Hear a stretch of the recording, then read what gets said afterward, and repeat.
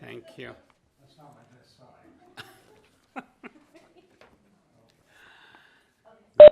Thank you. Good afternoon. In accordance with sections 45 and 53 of the Planning Act 1990, as amended, this meeting of the Committee of Adjustment of the City of Toronto is called to order. My name is Zahir Bayat, and I will be chairing today's session. Panel members today are Nellie Volpet, Nazila Aturadi West, Gary McKay, and Doug Wilkins. The land acknowledgement. We acknowledge that the land we are meeting on is the traditional territory of many nations, including the Mississaugas of the Credit, the Anishinaabeg, the Chippewa, the Haudenosaunee, and the Wendat peoples, and is now home to many diverse First Nations, Inuit, and Métis peoples. We also acknowledge that Toronto is covered by Treaty 13 with the Mississaugas of the Credit. Committee of Adjustment public hearings are now conducted in a hybrid in-person and virtual format. Some applicants and participants will make their submissions in person, and others will participate virtually by electronic means through WebEx. The meetings are also streamed on the Toronto City Planning YouTube channel, and anyone wishing to view the hearing may watch on YouTube. Those who want to participate virtually and have registered in advance will be connecting with their computer or telephone and have the option of participating via video or audio only. When your item is called, you will be unmuted by the moderator.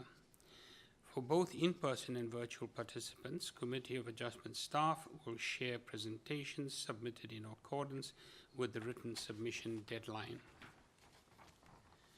People attending in person today who want to receive a copy of the decision of the committee on an application must fill out a decision request card, and those participating virtually need to submit a written request for a decision by email. If you do not agree with the decision of the committee, you may be able to appeal the decision to the Toronto local appeal body, pardon me, or in some limited circumstances to the Ontario Land Tribunal. However, the provincial government amended the Planning Act and generally removed rights of third parties to appeal Committee of Adjustment decisions. Only the applicant, the Minister of Municipal Affairs and Housing, specified persons and public bodies are permitted to appeal decisions of the Committee of Adjustment. Appeal instructions are set out at the bottom of the decision of the committee. Today, I will call each item in the order listed on the agenda. When an application is uncontested, pardon me, the agenda or applicant may proceed, the agent or applicant may proceed with the presentation if desired. When the committee does not require a presentation, applicants are to advise the chair should they wish to speak to the committee. The committee may ask questions and or take the matter into committee for a decision. Each speaker, including the applicant, will be given a maximum of 5 minutes to address the committee. I will comment when you are reaching the 5 minutes. Any presentation or other materials you wish to submit to the committee must have been emailed in advance of the hearing. Staff and committee members cannot accept materials at the hearing. When addressing the committee, please clearly state your name and address. Please remember to confine your remarks to the matters outlined in the application. The applicant or agent will proceed first and will make a presentation to the committee on the application.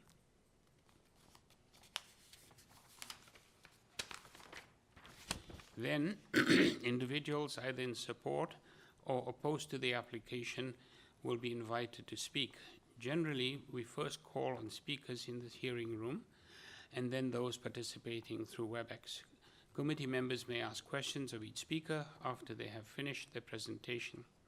When all speakers are finished, the applicant and agent has an opportunity to rebut only those issues that were raised by the speakers.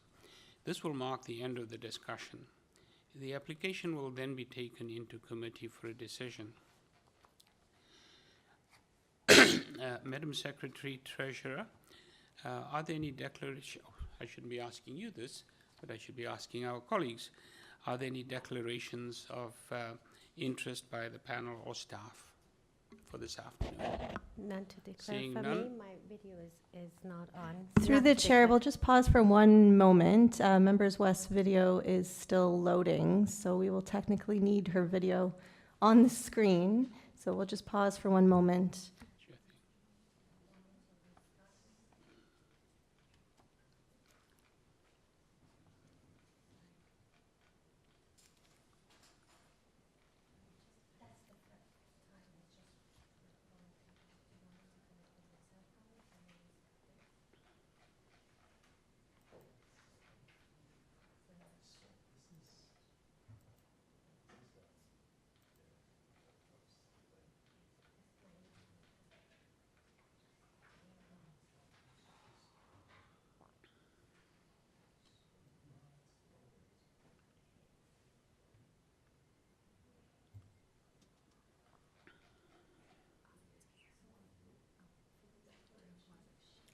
I've got one. Thank you so much. Thank you.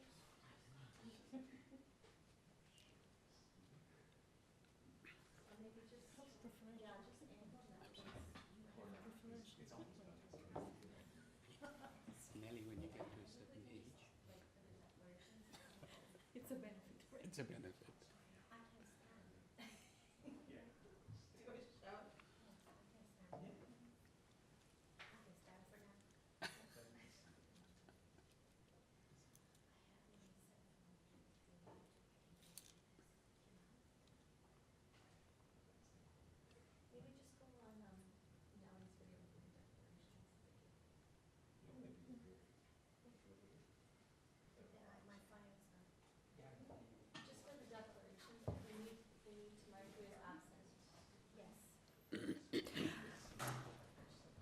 Okay, through the chair, we are working on Member West video. For now, she is sharing a video, so we will see her there on the screen. So you can ask the declaration of interest question now. Thank you. So, are there any declarations of interest of panel members or staff for this afternoon's agenda? See none. None? Thank you. Madam Secretary, Deputy Secretary Treasurer, are there any deferral requests for this afternoon? Through you, Mr. Chair, through the record, so there's no files to be closed or withdrawn this afternoon. And with respect to deferral requests, there are 2 deferral requests this afternoon.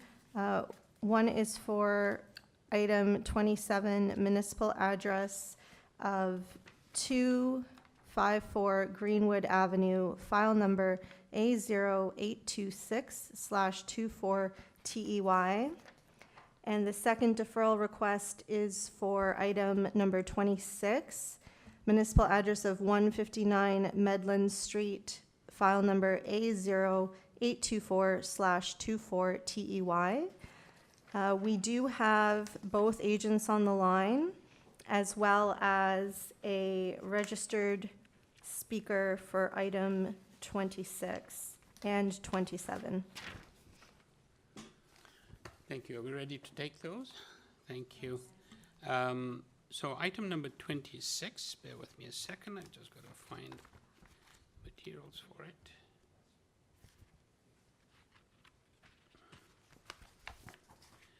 Item number, pardon me, item number 26 is 159 Medland Street. Purpose of the application is to alter the existing 2 1/2 story detached dwelling by constructing a partial 3rd story addition, a rear 2-story addition with a 3rd story rooftop terrace above, a rear ground floor deck, and a patio in the rear yard. The committee had before it the following communication: copy of plan of survey, site plan, floor plans, and elevations. Tree inventory, including 48 photographs of trees on the subject property, received on October the 7th, and a tree protection landscape plan received on October the 7th.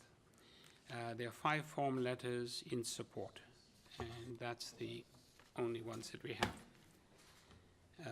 Through you, Mr. Chair, we have the agent on the line and 1 registered speaker. Thank you. Is it Jennifer Hi, Scholes? my name is Jennifer Scholes. My Scholes, address is thank you. 68 Wimbledon Road. Hi, thank you so very much, Ms. Scholes. Because we've got one person I'm not sure if we need a presentation at this point, but we need an explanation, a rationale for your request to defer. There was a new last-minute concern from a neighbor that caught us off guard, and we don't have time to properly react. As such, we are requesting a deferral, and we are moving quickly to get further evidence to allay the concern. So essentially, it's just to address the concerns of, is it an immediate neighbor? Yes, Thank the you. north neighbor. Wonderful. Thank you so very much. We'll now move Thank to the person in opposition to ask if they're okay with the deferral, and then we can move on.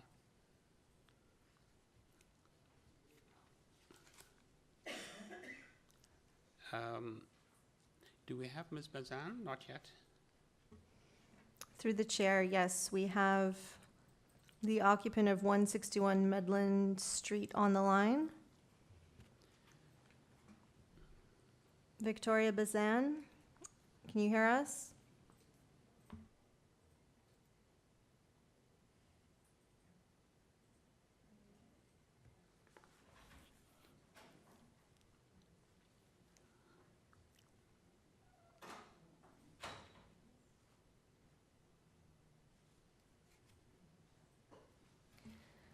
Through the chair, it appears we may have lost the connection. We'll just pause one moment and try to get Victoria Bazan back on the line. Thank you.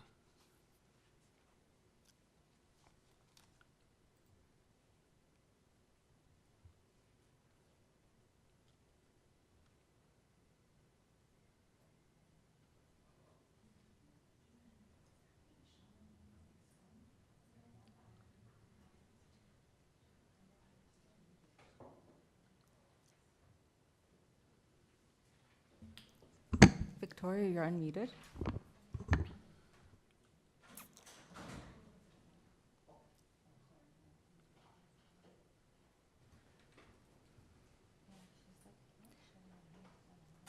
Victoria, you're showing on the line. You're unmuted. Okay, Victoria, you have to unmute yourself as well on your end. Okay, Victoria, we're going to try one more time to give you a call directly.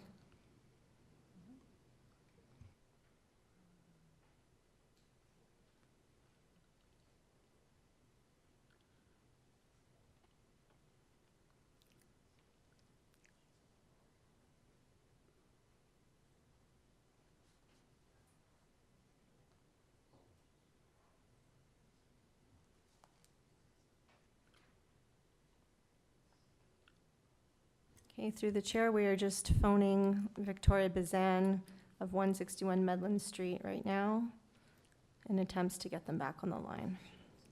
Thank you.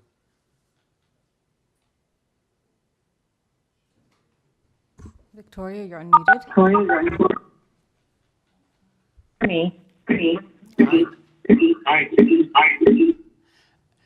Hi, is this Victoria? Yes, it is. Can you hear me? I think you've got two devices on, so we've got an echo. Is this better? And I Oh, apologize wonderful. for the text. No problem. I was not unable to unmute myself, so apologies to you and to the other members and the public. No problem. We can hear you perfectly now. Thank you so much. I wonder if you could just state your name and address, please. Yes, my name is Victoria Bazan. I'm at 161 Medland Street, Toronto, Mary 6 Peter 2 Nancy 4. Thank you so much. Ms. Bazan, we've got just one question for you. The applicant Yes. has requested a deferral to consult with a neighbor, and I'm not sure if you are the neighbor that they need to consult with. But the agent is requesting a deferral. So our question to you is very straightforward. Are you in favor of a deferral or not? It's a yes or no issue. I am in favor of a deferral. Wonderful. Thank you so very much. And that would be it. We'll go back to the agent.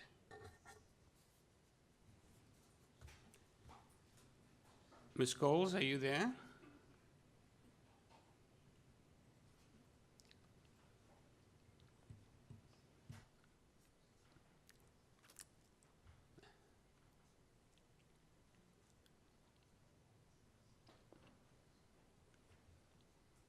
Yes, I am. It's not, hi, I was just unmuted. Thank you. Thank you, wonderful.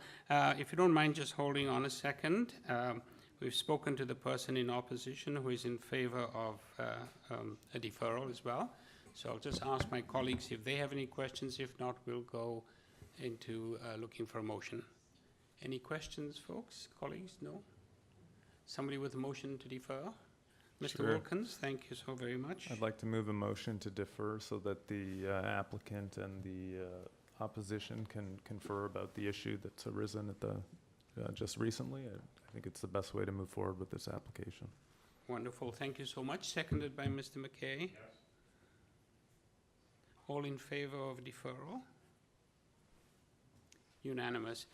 Ms. Coles, you have your deferral.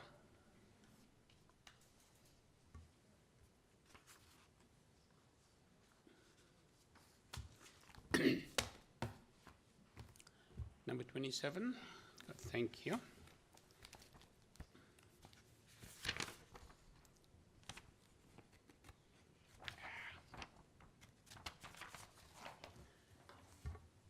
Number 27 is 254 Greenwood Avenue. The purpose of the application to construct a two-story ancillary building containing one garden suite in the rear yard of the property, abutting Bloomfield Avenue. The existing shed will be demolished.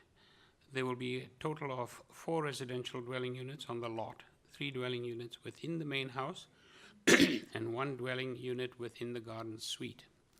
The committee had before it the following communication: a copy of plan of survey, site plan, floor plans, and elevations, 7 photographs of trees on the subject property received on October 10th, a deferral request from Mr. Christopher Smith, the agent, received on November the 12th. Commenting agency reports, there's a project analyst report from Metrolinx. City Planning has provided some feedback as well, and from Urban Forestry, there's feedback there as well. We have 2 individuals listed in opposition to this particular application. I wonder if we could have our agent, Mr. Christopher Smith. Hi, my name is Christopher Smith. I'm the agent for this property. My address is 80 Redwood Avenue. Good evening, everybody. Good evening. Mr. So, Smith, yeah. sorry to interrupt. I wonder if you might just briefly tell us give us the rationale for your request. Yeah, no, it's unfortunate, but there seems to be no appetite within the neighborhood for this type of development. And unfortunately, with the lack of support from planning, actually the complete refusal of support from planning, we have no other option but to go with something else. So we're just looking to, communicate better with the neighbors, find some sort of middle ground, or just present a different application like a single car garage or something like that, because it just seems to not be something that is being willing to be supported in any way, shape, or form. Thank you. Thank you for that. We have, I believe, 2 individuals who maybe we need to contact and speak to, people in opposition. So we'll just try and communicate with them first. Through the chair, yes, we have 1 registered speaker for this item. Michael, you've been unmuted. Hi, I'm Mike Van Ockmans at 65 Bloomfield Avenue. Hi, good afternoon. I don't know if you just heard that the applicant is requesting a deferral, and his reasons for the deferral are that there's certainly not enough support in the neighborhood, so they have to perhaps rethink and rethink the project as well as communicate with neighbors. So the question to you is very straightforward. Are you in favor of a deferral or no? And it's a yes or no. Yes, I'm in favor. Thank you so very much. Thank you. Okay. Panel members, I think we need a motion to defer. Ms. Volkert, thank you so much. I bring forward the motion to defer this application. I think the reason is substantial. So. Thank you. And the second, Mr. Wilkins, thank you so much. All those in favor of deferral, 1, 2, 3, 4, 5. Thank you very much. And it's deferred. Mr. Smith, it's been deferred. Thank you.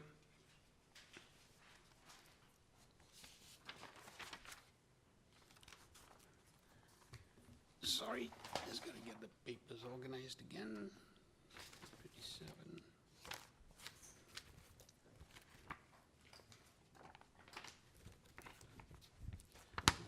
Okay, number 16, 17, 19. Sorry, bear with me while I find my paper.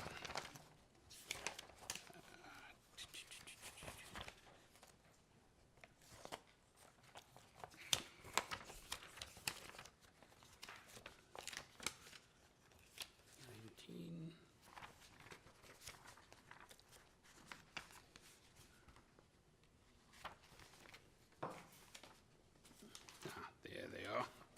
Found them. Okay. We're on to number 21. This is 2,400 to 2,440 Dundas Street West.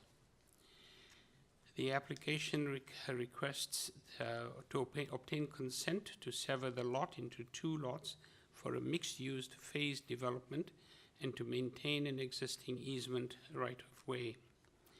The committee had before it the following communication: copy of draft plan of survey, copy of plan of survey, site plan, floor plans and elevations, copy of block plan received on July the 5th, and a covering letter from Mr. David Bronscale, the agent, received on the 30th of September. Arborist report and tree inventory removals plan prepared and delivered, received on the 5th of July.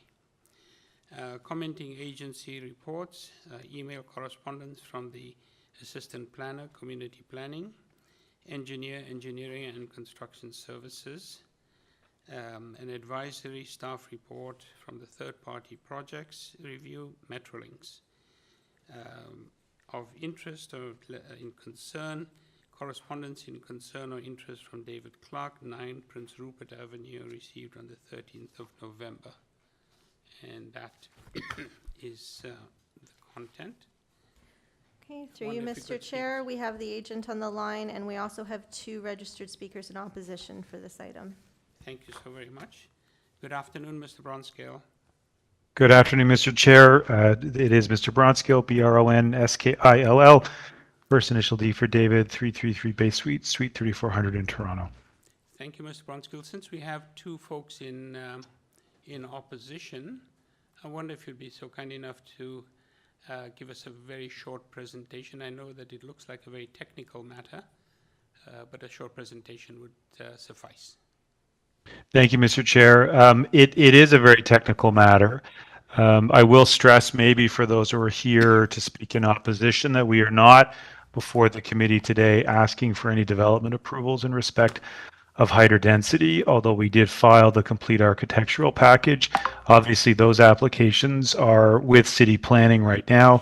They are proceeding towards a final staff report that is going to recommend approval. It is likely to proceed through the December Community Council and Council cycle, but those specific matters are obviously not before you.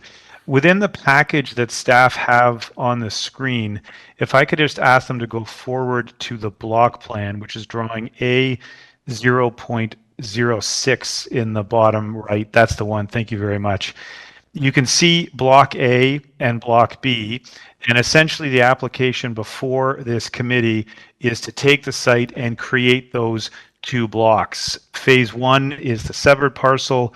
Phase 2 would proceed upon completion of Phase 1. And as you noted, Mr. Chair, in your opening remarks, we are also picking up the existing easement over parts 2, 3, and 4 and ensuring that is maintained in favor of Metrolinks. And you have their memo on the record in front of you indicating that they have no concerns with the application. The phase, if I could ask staff just to maybe go forward one slide, you can then see how those blocks will fit with that phasing plan. Apologies, I think it's one more. There should be a color, A1.00. It was in the plans. Sorry to staff, yeah. I'll just wait for it to come up so the committee can see it.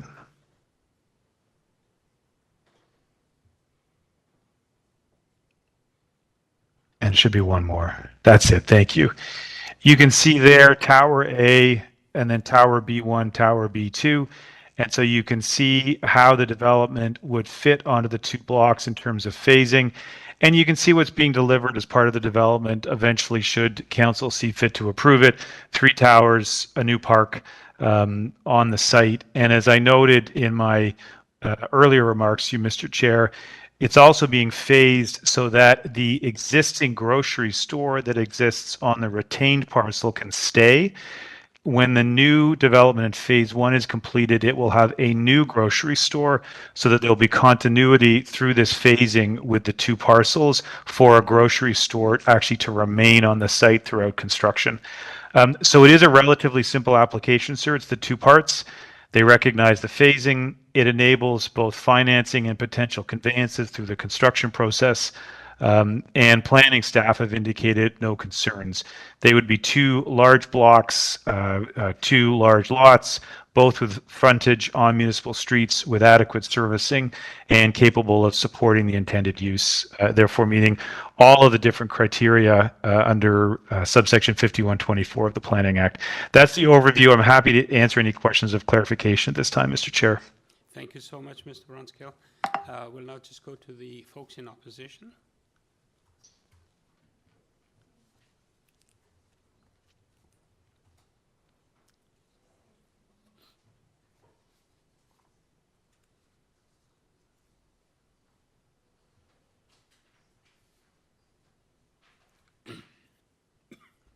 David Clark, you've been unmuted.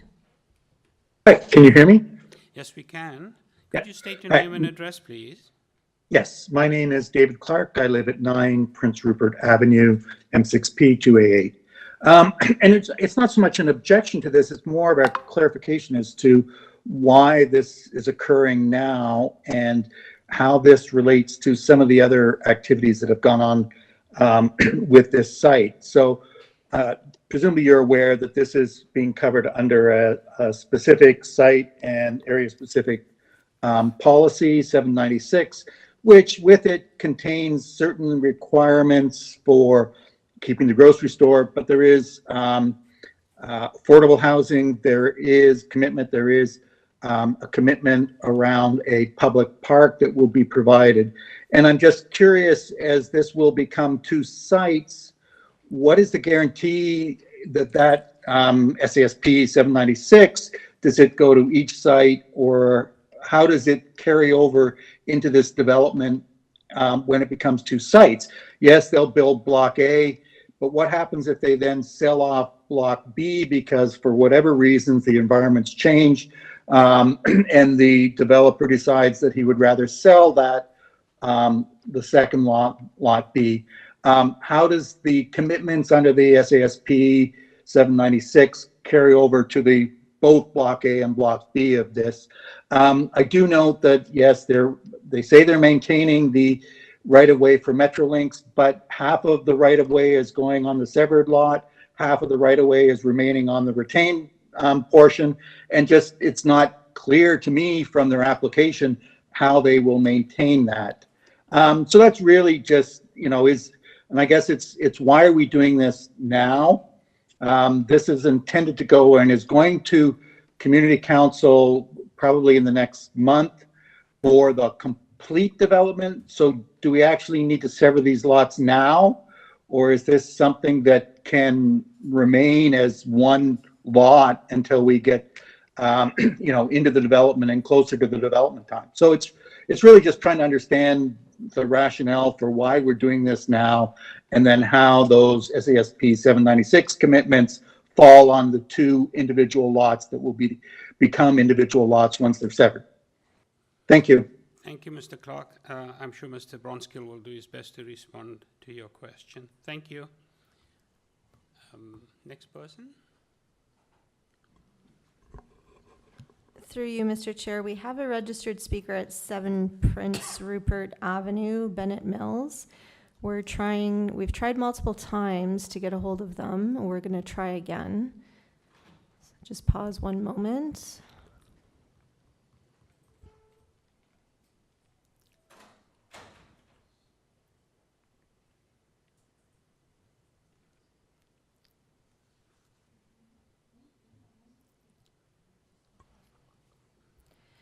Through the chair, staff is just phoning Bennett Mills. So Bennett Mills, if you're listening,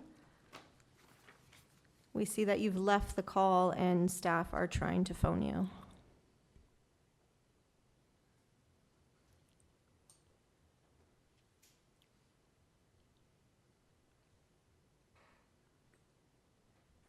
Shortly, or send me a text at this number. Thanks. At the tone.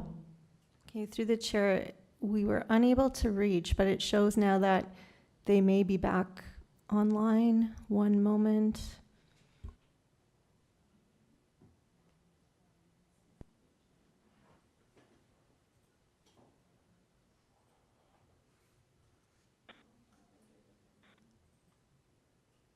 All right, through the chair, after multiple attempts, we're unable to reach Bennett Mills.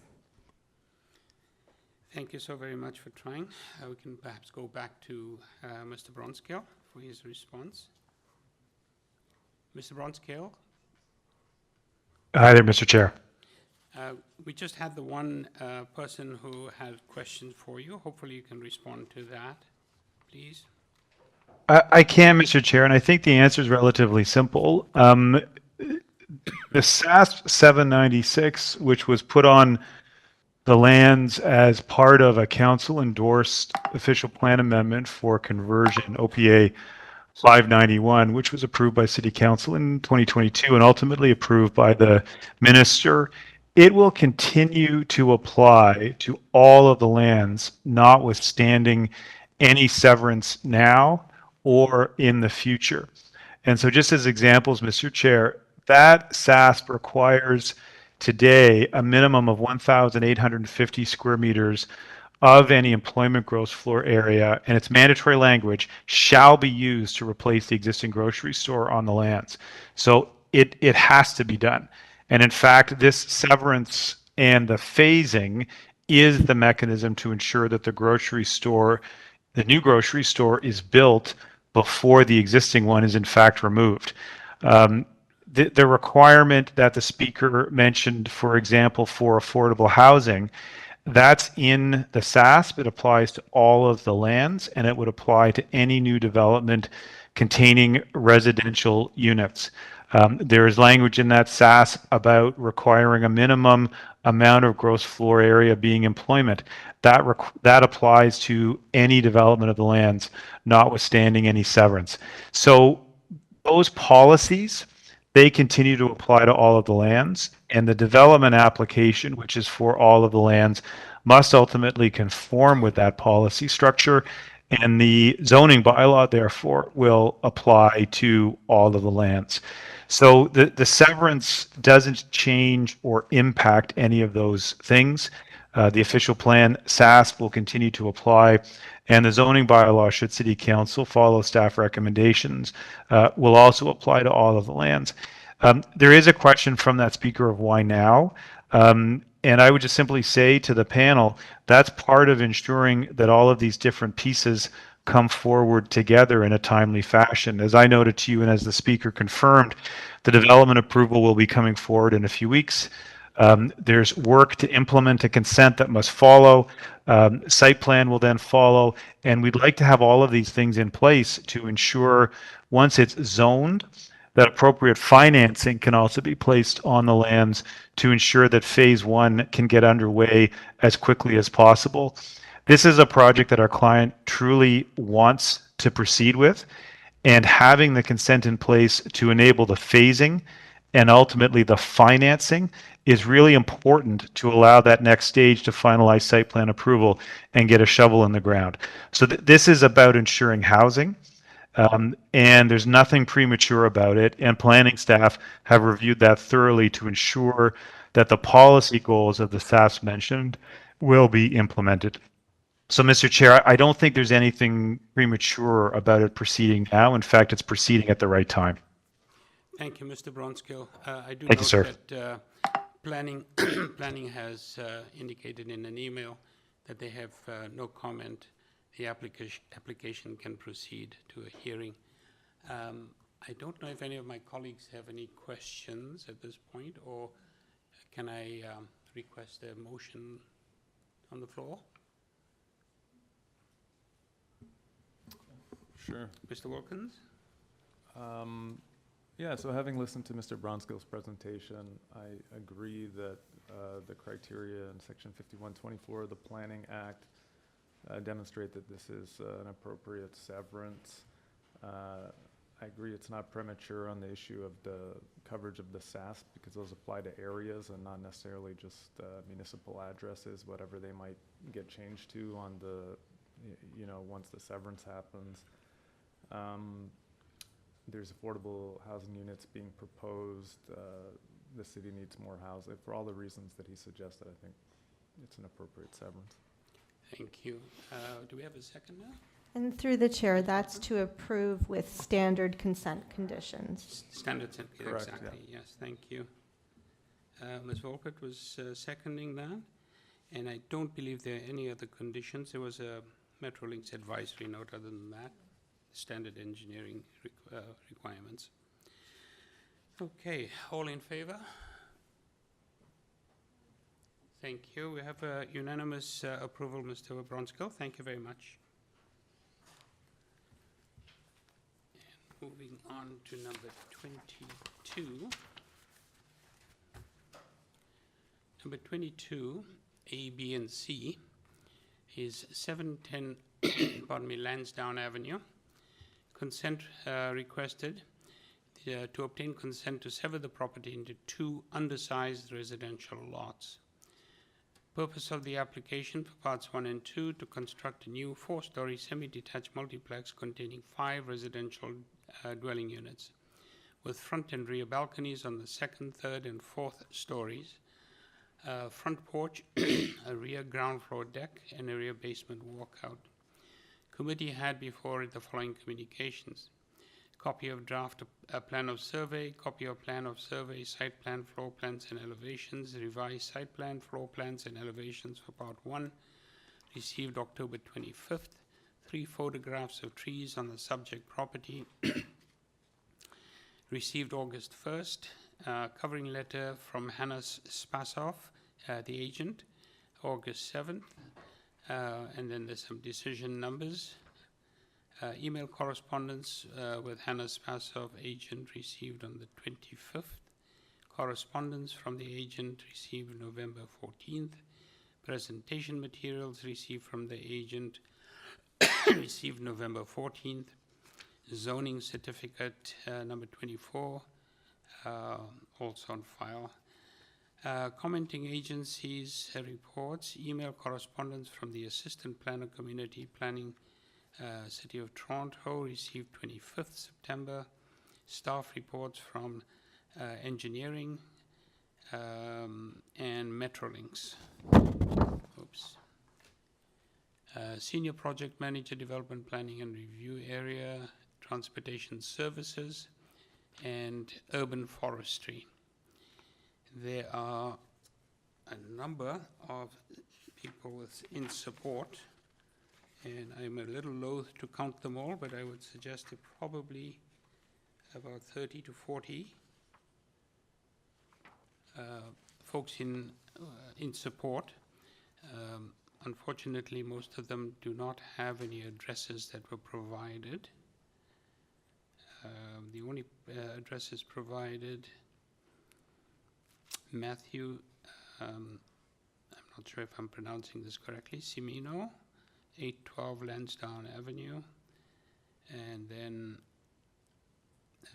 Sarah Remington, 357 Rushholme.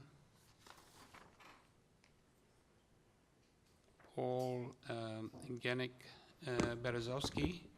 Oh, that one doesn't have an address either. Evan Boyce, 106 Lappin Avenue. And there are 9 form letters in support, signed by owners, occupants of a range of addresses on Lansdowne Avenue. In opposition, we have 7 items of correspondence in opposition, 9 form letters in opposition, and a 61 signature petition in opposition. So I think that may be it. Through you, Mr. Chair, we have the agent online and we have a number of registered speakers, few in support and in opposition. Thank you.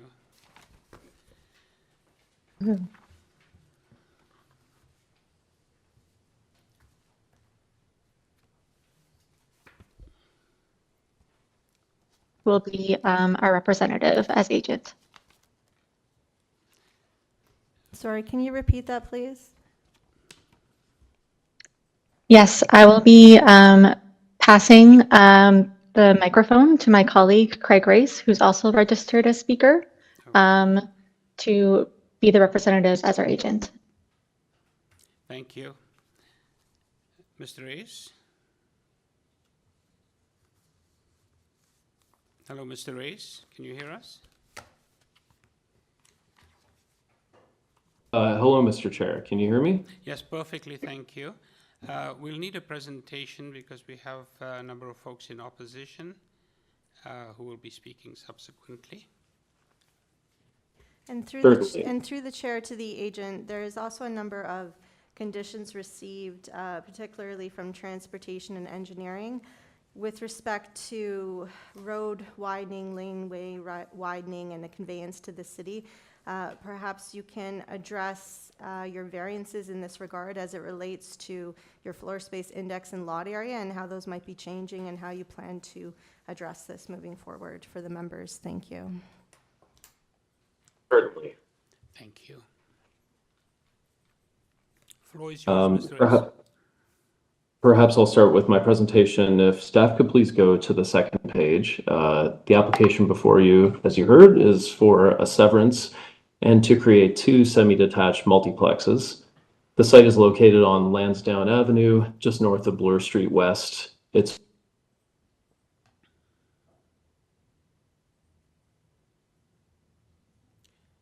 noting that Lansdowne Avenue is designated a major street in the official plan and will soon be upzoned to 6-story. Yes, sir. Sorry to interrupt you. We just missed you for a couple of seconds there. We might have missed something you were saying. I am very sorry. I was just describing the context and mentioning that Lansdowne Avenue is designated a major street in the official plan and will soon be upzoned to 6 stories as of right as part of the city's ongoing EHON initiative. Thank you. Next page, please. The building we are proposing is an effort to balance a number of overlapping policies, but I will note for the committee that if this proposal did not have a severance and was only 1 fourplex, the built form you are seeing would be fully as of right and would not require minor variances at all. We have made effort to comply with required height, depth, and setbacks, and this is reinforced by a zoning approval we have already received for the project in a previous iteration before a severance was being considered. So to simplify today's meeting, we're essentially only considering whether a severance is permissible or not, as well as the number of units. Regardless of today's outcome, the exact build form you see can proceed directly to permit. So built form implications are essentially not in question. However, the inclusion of a severance is unique. And the reason it's being pursued is because it provides opportunities to comply with financing programs that incentivize missing middle development of this nature and allows for the more effective creation of rental housing with direct access to each unit. But regardless of the needs of the owner and the severance, we also believe the resulting lots are appropriate for the context and desirable within the zoning bylaw. Next page, please. The proposed site plan maintains the established development pattern of separation between neighbors, front and rear yards, configuration, and respect for existing trees and open space. And Lansdowne is unique in that it's severed by transit and has a prevalence of multi-unit and even mixed-use buildings already established. Next page, please. When considering the severance, we prepared a study to test if the lots we are creating fit the two adjacent blocks. The resulting lot areas will be larger than 71 of the adjacent properties in our study area, or about 1/3 of the properties we looked at. Next page, please. The resulting lot frontage will be larger than 26 adjacent properties. It's also worth noting that 61% of the lots in our study would require a minor variance to exist as they do today. Next page, please. And finally, our proposed floor space index, which would not be a variance if these were detached multiplexes, is not precedent setting. But significantly, 98% of lots in our study area do not comply with the FSI requirements of the bylaw. All this suffices to say that this proposal is not establishing new precedent by any single metric and is smaller in many ways than a suitable number of neighbors. Next page, please. There are a handful of additional variances that I'd be pleased to answer questions about. I do want to reiterate that if we were proposing 2 detached fourplexes, none of these variances would be required. Next page, please. We've undertaken a substantial outreach program to multiple city departments, the local councillor, and neighbors. The response we received from the councillor and staff was supportive. And this map indicates the extent of neighbor outreach, which resulted in a mix of strong feelings in both directions. I will, of course, make particular note of the presence of enthusiastic support, which can be rare for applications of this nature. Next page, please. I'll conclude by acknowledging that sometimes projects of this nature can feel complex and new and different, but ultimately they're quite simple. As I mentioned, this building volume can already be built as of right if there were not a severance. The built form impact is already permissible within the existing bylaws, and if the owner were to wait for the forthcoming major streets policy to go into effect, it could actually be substantially larger. 6 stories will soon be as of right for all properties on Lansdowne, and it's not a question of if this project and others like it. Sorry, Mr. Race, I wonder if you could just wrap up. Certainly. Thank you. The inclusion of the severance is really the unique portion. We've attempted to follow the requirements and hope that the committee agrees, based on what we've presented, that it is a suitable alteration for the neighborhood. Thank you, Mr. Chair. Thank you, Mr. Race. Let me just see if any questions to you at the moment from my colleagues. None. I do have one question. I think it's something that arose. We're having a discussion about this particular application, and it's to do with the transportation issue. And it says prior to, in the transportation recommendations, one of the conditions is that prior to the issuance of any building permit, the owner shall prepare all documents and convey to the city at no cost to the city. Is this something that you need to do prior to getting approval? In other words, is this a possibility for you to consider a deferral and get those pieces out of the way before you come to committee? So a deferral would not affect this. This conveyance along the laneway would only occur if the committee approves it, so the hearing has to precede the conveyance. However, we recently dealt with this on another project not far away, and the language of that condition was subsequent to the issue of any building permits. The owner shall prepare, et cetera, et cetera. So with that one word, through the chair to the agent, we cannot be changing transportation's conditions. We do not have any clearance from transportation to change the standard wording, which is prior to building permit. It's always conveyance to land to the city, always occurs prior to building permit. And I believe to the agent, what Member Byatt was referring to is your plans. He was wondering about you revising your plans to show the conveyance on your plans prior to decision by the committee, and how that would ultimately affect your variances, because you do have a variance for lot area and floor space index. Understood. If the committee requires that, we would be happy to accommodate it.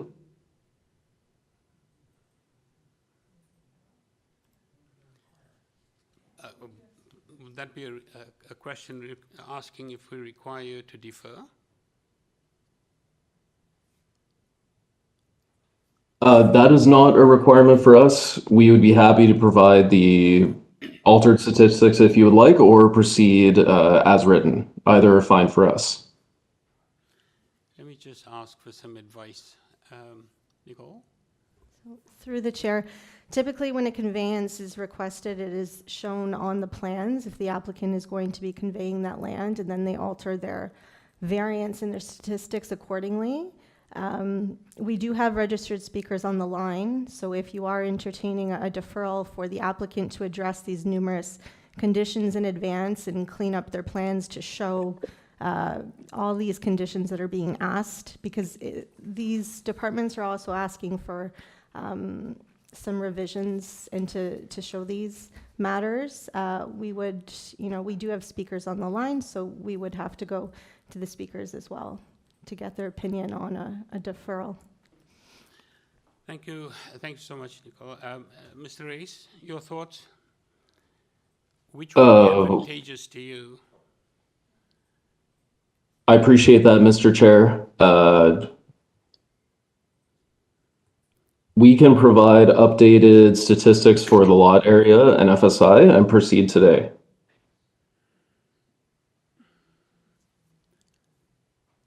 Does that work? Forgive our lack of preparation with these already. The transportation report came at the submission deadline, but I'm happy to provide those audibly to you today if you would like.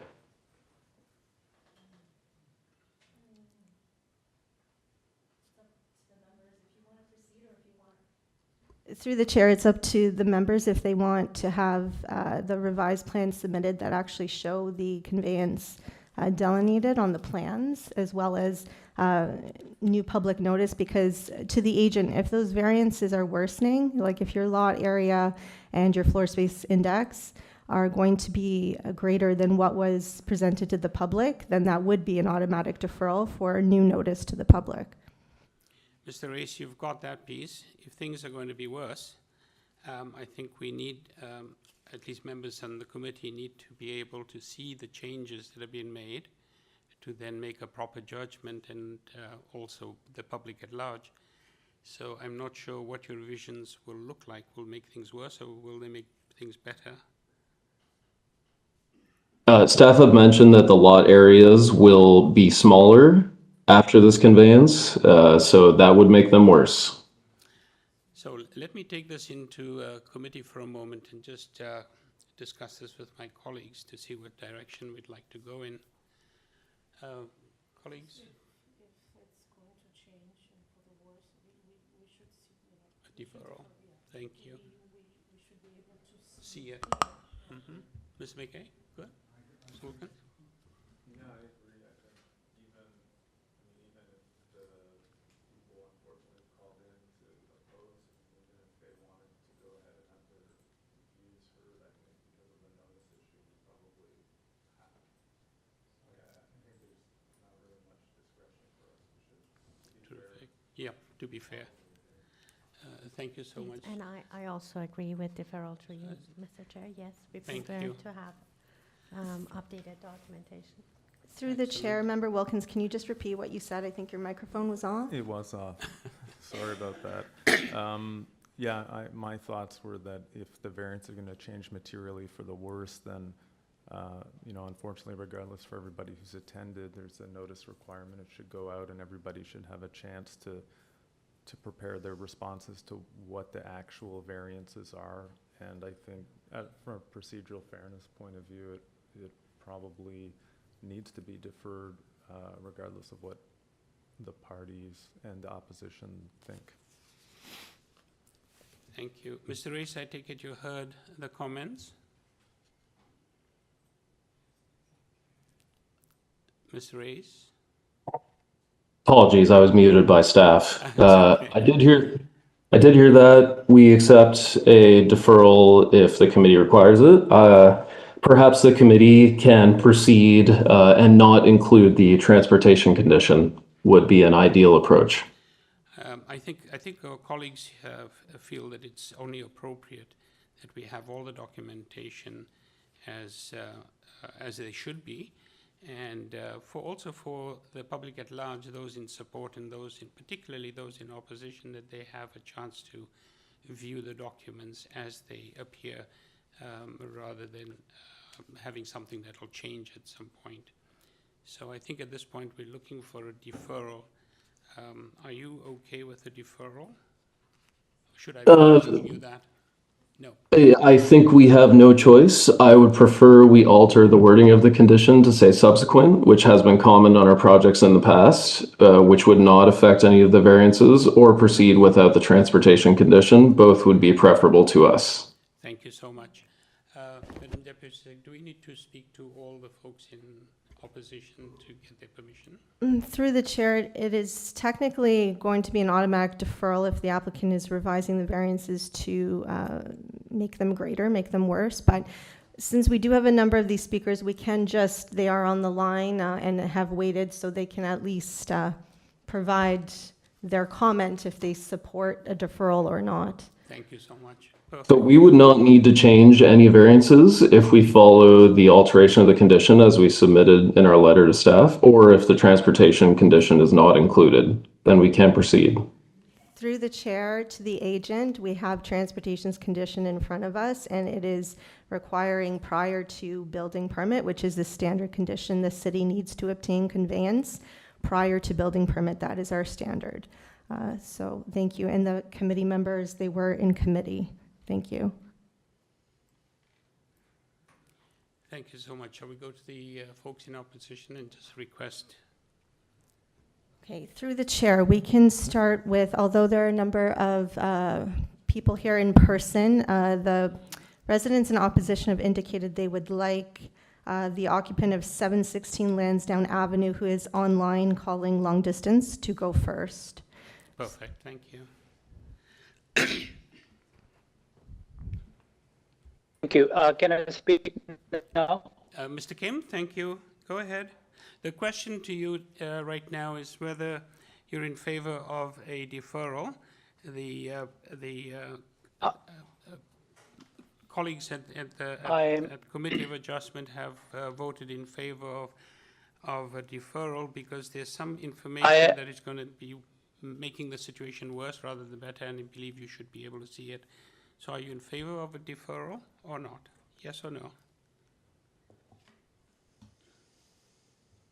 I'm in favor of deferral. Thank you, Mr. Kim.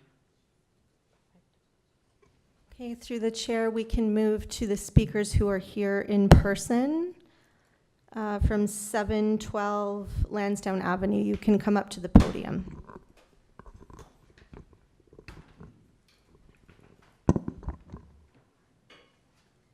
So it's just about the deferral? Yes. Okay. Yeah. Good afternoon. Thank you for waiting so long. Sorry, it's Ms. Lancaster and Mr. Reed. As you were here and listening to all the deliberation, the point at which we're at is that we're looking for a deferral of this particular application. So the question to you is a very straightforward one. Are you in favor of a deferral or not? Yes. Thank you so very much. Mr. Reed? If there's a deferral, it would also give them a chance to clean up their proposal. It's crazy. It's kind of messed up. Thank you. From our point of view. Yep. Thank you so very much. Also to do some meaningful community outreach. Yeah. Because we are next door at 712 and they did not approach us. Never talked to us. The agent is listening, so I'm glad you're here to be able to voice your perspective. And can they clarify if they're dealing with notches or no notches in the side of the building? Because their plans seem to change. Yeah, I don't know if we can actually figure out whether it's something that we deal with at this point. Because at this point, all we're dealing with is there's some changes going to be made. We don't know what they are. Okay. So we can't make a judgment in terms of approving or not approving the application. And neither are you. So I think we need to see all of that to be able to see what changes have been made. Terrific. Yeah. Thank you. Thank you very kindly. Thank you for being here. Ms. Reed, you okay? Yes. So, yes, I'm in favor of deferral. Thank you so very much. Okay, through you, Mr. Chair, we have occupant from 806 Lansdowne Avenue here in person.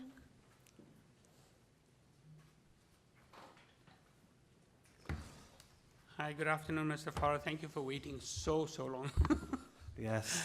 And again, the same question to you, because it looks like we're going to have some changes, but we all need to be aware of what the changes are before we can make a decision. So the application will be deferred to another date, and we'll be able to see what changes have been made. So the question to you is, are you in favor of a deferral or not in favor of deferral?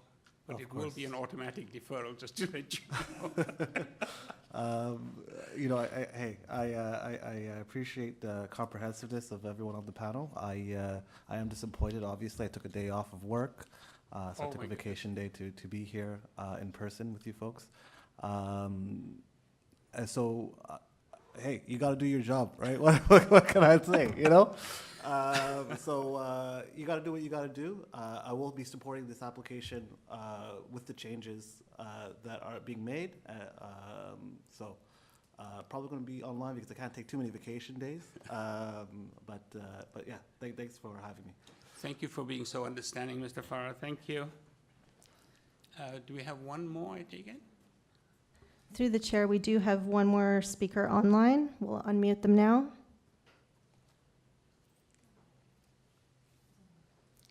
Good afternoon. Evan Boyce, are you there? Resident of 106 Lapin Avenue.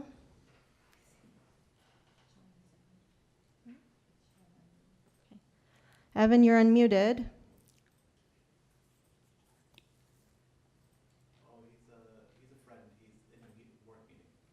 Oh, shame. Through the chair, we've been advised by another member of the public that apparently Evan is in a work meeting at the moment, so we are unable to reach them. Thank you so very much. I think that concludes all the folks in opposition. I don't know if I need to go back to the agent at this point, or I don't think it's necessary, so I'll ask my colleagues for a motion at this point. Certainly. Sorry, say that again. Oh, Ms. Volpert has a comment for the agent, so perhaps if we could get the agent back. Mr. Reyes, are you able to hear? Yes, sir. Thank you.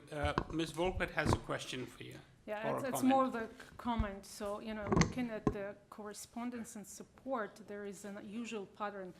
We don't see that often, but if you want the support letters to have weight, we need addresses. You cannot just provide, almost, generic letters of support without providing specific, details. Address should be there. That is helpful. Thank you. I did request that from the team that was doing outreach, and we'll see what we can do to remedy that. While I'm unmuted, I am curious to understand how long the deferral will be and if it's possible to prioritize this be at the next committee meeting. Through the chair to the agent, you'll be rescheduled to the next available hearing date. We'll be in touch after this meeting. Thank you, Mr. Reyes. Colleagues, do I have a motion on the floor to defer? Just before Sure. for you, Mr. Chair, before I put motion, so is it something that we can put in our notes today that the applicant consult with the next door neighbor? So I don't know how to word. Through the chair, so you can add that in, that will be another reason for the deferral, and we can also put a separate, for the record, note about consultation With neighbors. with neighbors. Perfect. Thank you. I think that's a very valuable one, especially as we've had Mr. Reed mentioning that they haven't been contacted. Thank you very much. So do we have a motion? Yes. Thank you, Ms. Through you, West. Yes, through you, Mr. Chair, I would like to put forward a motion to defer this application to the next available slot, and also would like to add that comment that the applicant consult with the next door neighbor and other people in the neighborhood regarding their proposal and the changes. And also please use the same wording that Madam Secretary Treasurer mentioned. I didn't recall exact wording. Thank you. Do we have a seconder? Ms. Volpert, thank you so much. All those in favor of deferral? Thank you. Unanimous. Thank you for deferral.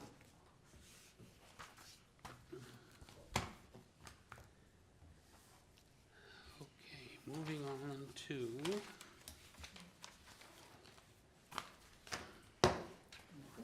number 2368 Roxton Road. 68 Roxton Road. Purpose of the application: to alter the existing two-story detached dwelling by constructing a rear west second-story addition and a rear ground floor deck and stairs. Also to alter the existing rear one-story ancillary building, detached garage abutting Harrison Street by constructing a complete second-story addition for the purpose of accommodating one garden suite. The 3 existing parking spaces within the garage will be maintained. There will be 3 dwelling units on this lot. Pardon me. 2 units within the main dwelling and 1 unit within the ancillary building. The committee had before it the following communication: copy of the minutes from the July 31st, 2024 public hearing and the materials submitted for consideration.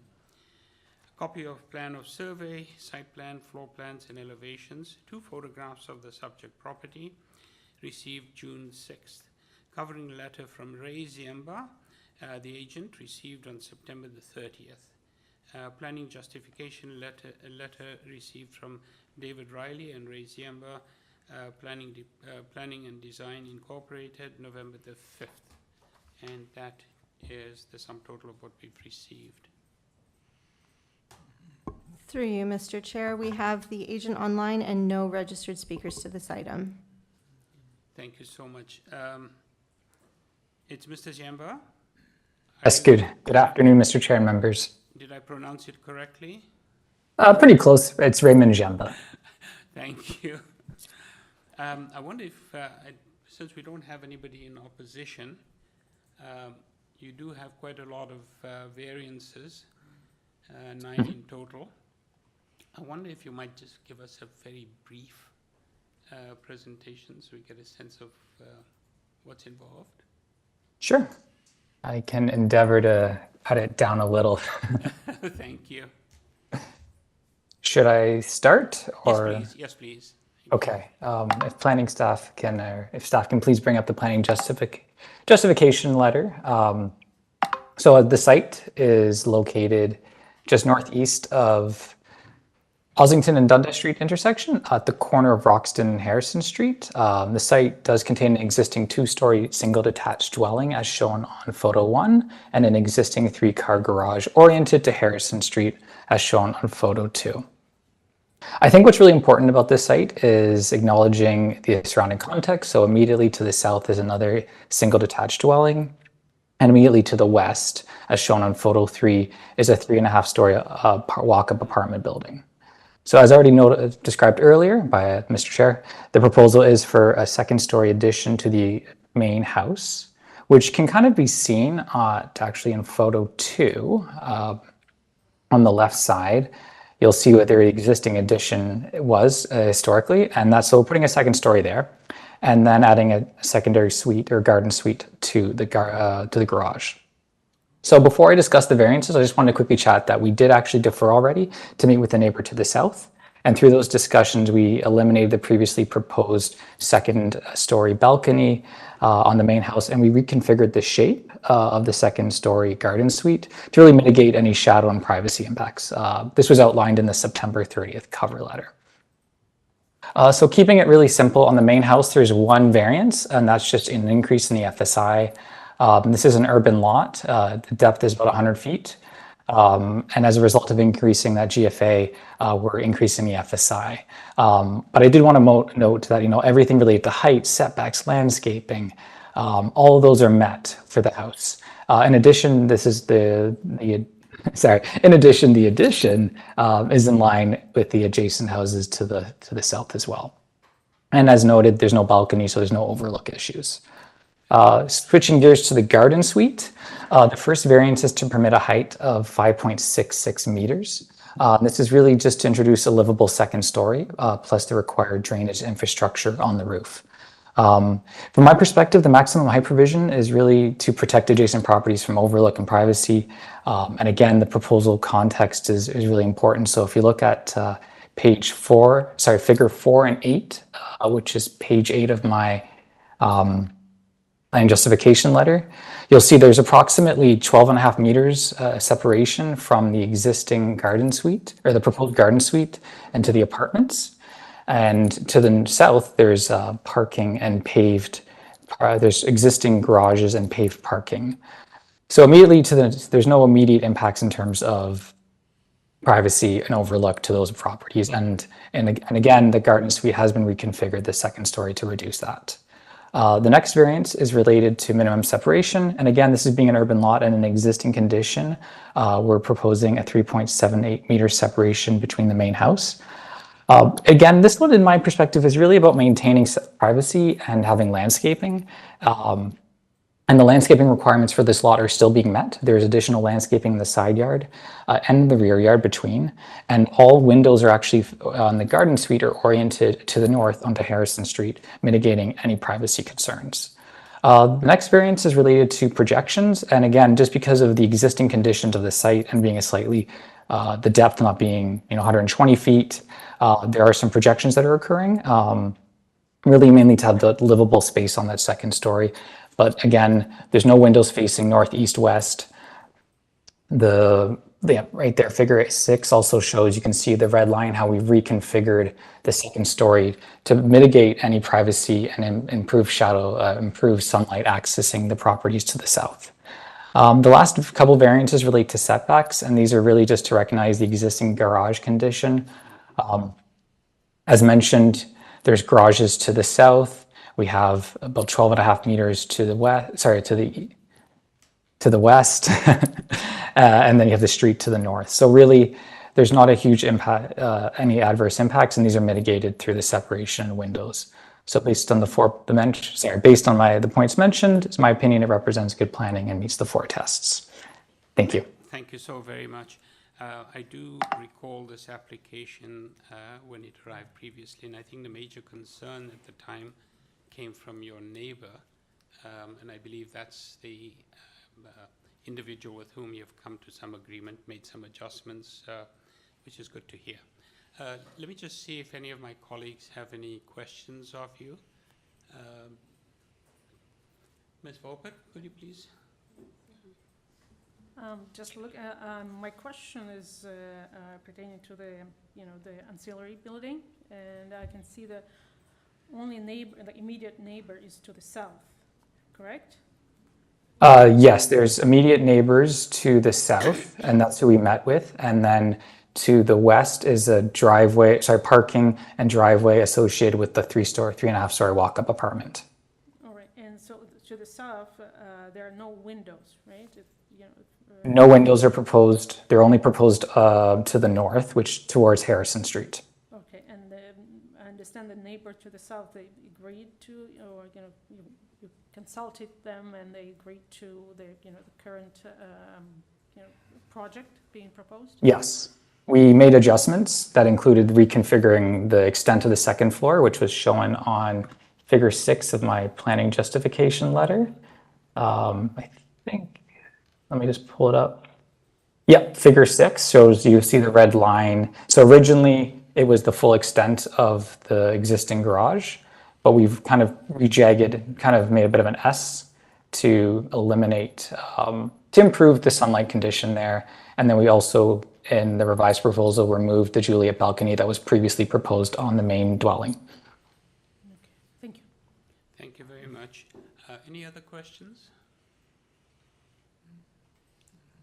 Seeing none, I wonder if we might take this into committee, and I'll look for a motion.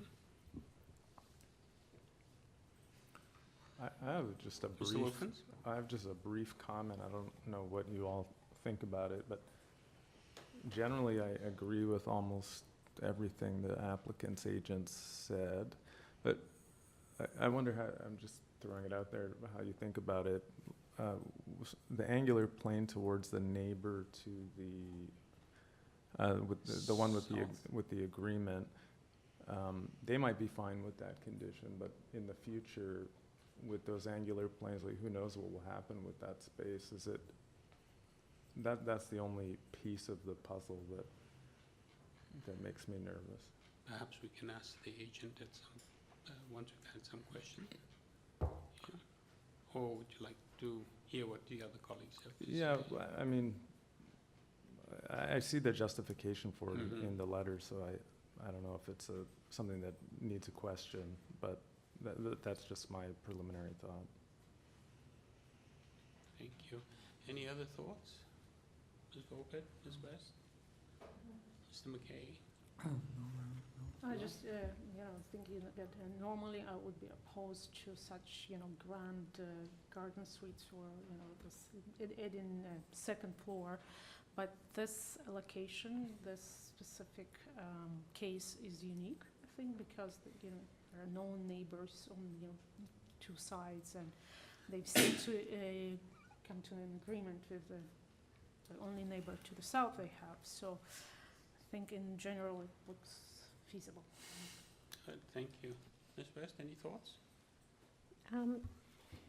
Just this corner lots with the location of the parking, it gave it, as Nelly mentioned, that it gave up, it provided a very unique situation. Therefore, and then in the back, you can see in the photo even there is like 3 stories. So I think having a garden suite is actually very appropriate. Thank you. Mr. McKay, any thoughts? Okay. I think Mr. Wilkins does raise an interesting question. The current neighbor is quite comfortable, presumably, with the designs that have been presented. But, in the long term, in the future, who knows? I'm not quite sure whether it's something that I would want to contemplate at this point as to, what happens in the future. The future may hold all sorts of wonderful new experiences. I think it is an unusual site, and the location is such that it does mitigate a bit of the privacy issues that somebody might have. There is an existing garage that's fairly substantial. I'm inclined towards supporting this application. I'm not sure if anybody'd like to put forward a motion, yay or nay. Ms. West? Yes, through you, Mr. Chair, I'm ready to put forward a motion to approve this application with no condition. Thank you. A seconder? Mr. McKay, thank you so much. We have a motion on the floor. Ms. West put forward, seconded by Mr. McKay to approve, no conditions attached. All in favor? Thank you. One opposed? Mr. Wilkins, you opposed? Yep. Thank you. Thank you so much. We're moving on to the next item.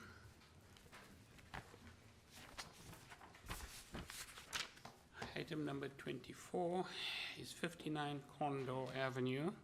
Purpose of the application to construct a new 2-story detached dwelling with a secondary suite within the basement. A front basement walkout, a front porch and canopy, and rear decks on the first and second levels. The committee had before it the following before it the following communication. Copy of the minutes from September 18th, 2024 public hearing and the materials submitted for consideration. Copy of plan of survey, site plan, floor plans, and elevation. Covering letter from Deborah Masher, agent, received on October the 23rd. Commenting agency reports, emails came from Urban Forestry. We have 3 individuals, the total of 10 form letters in support by owners and occupants of a group of addresses on CONDOR and Shudell Avenue. Through you, Mr. Chair, we have the agent online and no registered speakers for this item. Thank you. This is number 24. Ms. Mesha? Yes, hello. Hi, good afternoon, or almost good evening. I wonder if we might have a brief presentation because we've got some folks in opposition. Oh, sorry, there's no opposition. Oh, thank you. Hold off on that for a moment. Let me just see if my colleagues have any questions of you. You do have a number of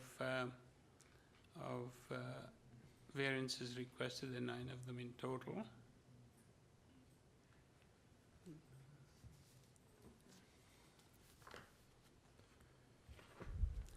I note there's a forestry condition, I believe it's condition 1 and 3. And the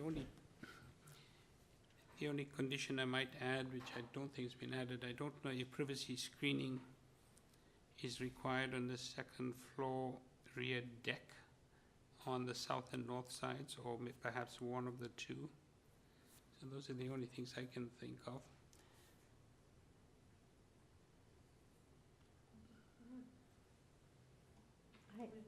Sorry. No, I just have a quick question from the applicant. Please. We have one question.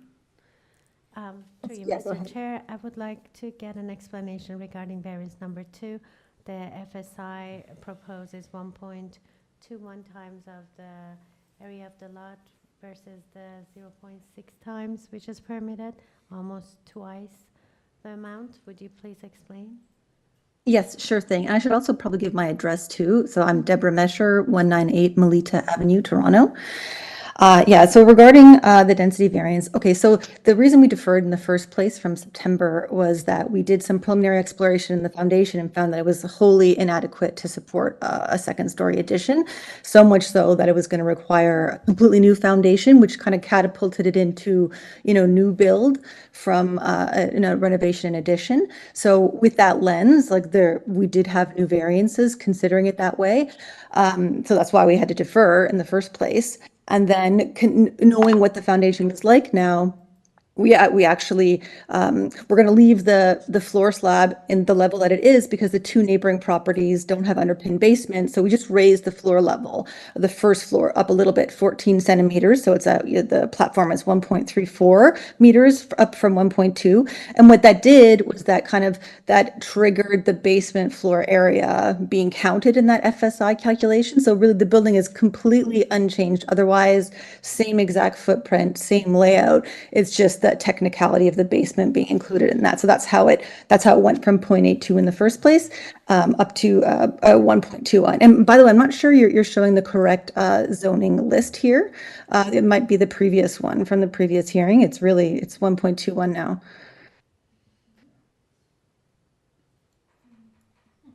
That's it.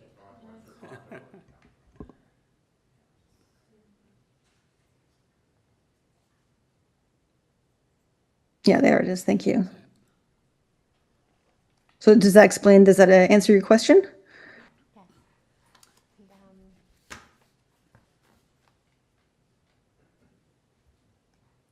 And my other question, if you may let me to ask, is regarding variance number 9, the front porch stairs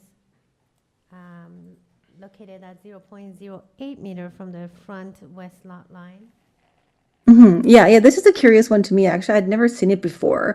Yeah, so the zoning examiner, like that 0.6 meter, from side lot lines, I guess it was applied to the front lot line. So, like this is a very ubiquitous condition, the stairs, from a front porch coming down right near the property line. So I had never seen it before, but that's all. We just added one more step because of that increased the first floor height being a little higher. So we had one more step closer to the property line, but we're still within the property and we won't need an encroachment for it.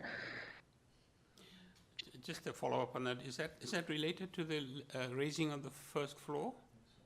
Oh, only because we've added that one step, just in the level change. Thank you. Thank you. Any other questions, comments? Ms. Volker?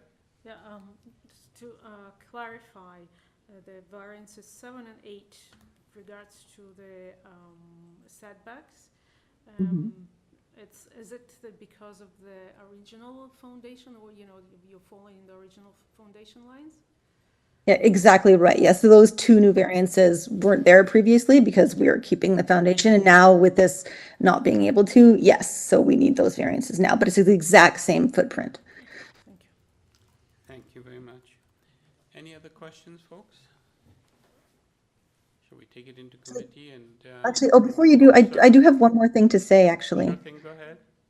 Okay, yes, I did want to talk about the conditions though briefly, because of course the forestry conditions, absolutely no problem. We completely agree with those, but we don't support the Metrolinx conditions as they would unduly burden this property. So the way that it's worded, the fact that it's conditions of approval rather than advisory comments, so it's strange that it was put on this property when as near other nearby properties at 51A down the road on Condor wasn't applied this way. So I'm not sure what that distinction is, but we would just encourage you to count that as advisory comments rather than make it a condition.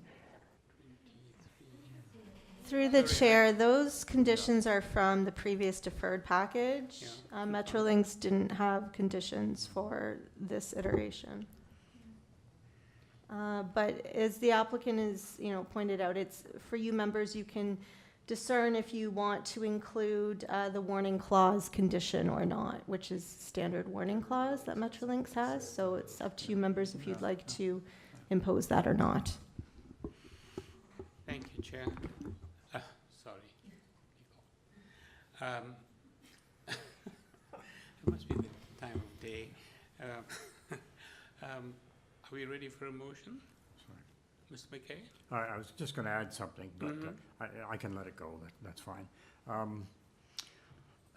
All right, I'm prepared to put forward a motion then to approve the minor variances for 59 Condor Avenue, conditional on urban forestry condition 1 and 3, and an advisory comment, noise warning by Metrolinx.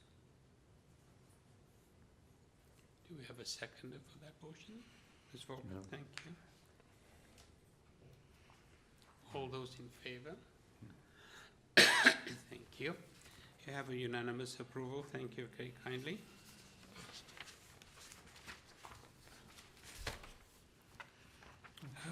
We can now move on to 27, sorry, 26 was? 25. Or am I 25? Am I missing a page? Do you think I have a short break? 24. Yes, I think that might be appropriate. 5-minute break? Yeah. Thank you. Okay, through the chair, we'll have a break for 5 minutes and we will reconvene with item 25, which was actually the 3 p.m. agenda. So we will convene then. Thank you. Okay, great.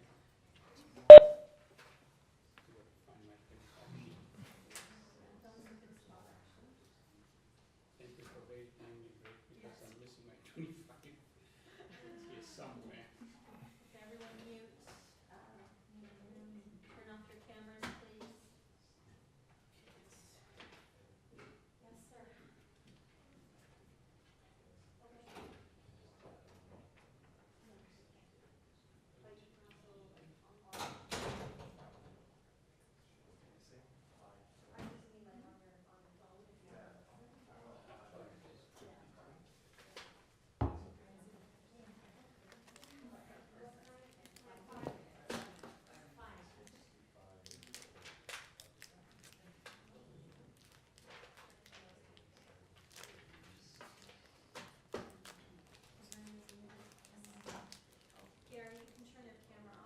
Oh, yes.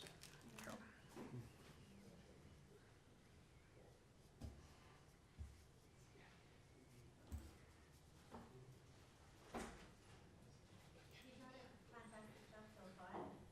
It's always collected. So if colleagues don't put in some new comments, it really doesn't help. It's everybody together. The one gentleman that was here earlier, he kind of commented, it's very interesting to see the interaction. Because my experience with one of the other panels who was, there was almost no discussion. Which, you know, could have been the fact of maybe not enough confidence in each person. There certainly was a lack of that kind of discussion, 2 cents worth, you know, it's about 2 cents, see what happens. I think it's very different and it's necessary. You know, we may not all agree, we may have some dissenting position, which is fine, it's the way life goes.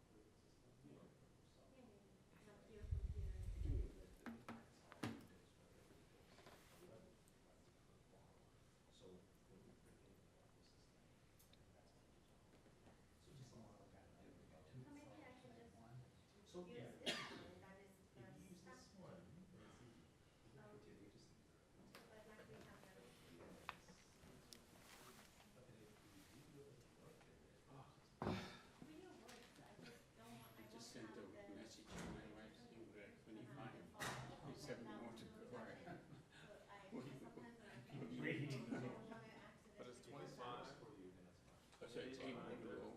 No, just 6. It's, oh no, only 6. My wife will be surprised. Yeah.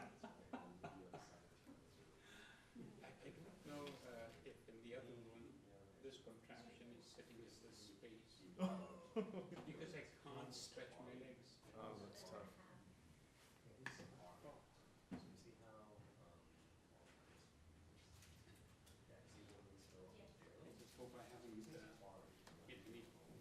Gary, you're always so prepared.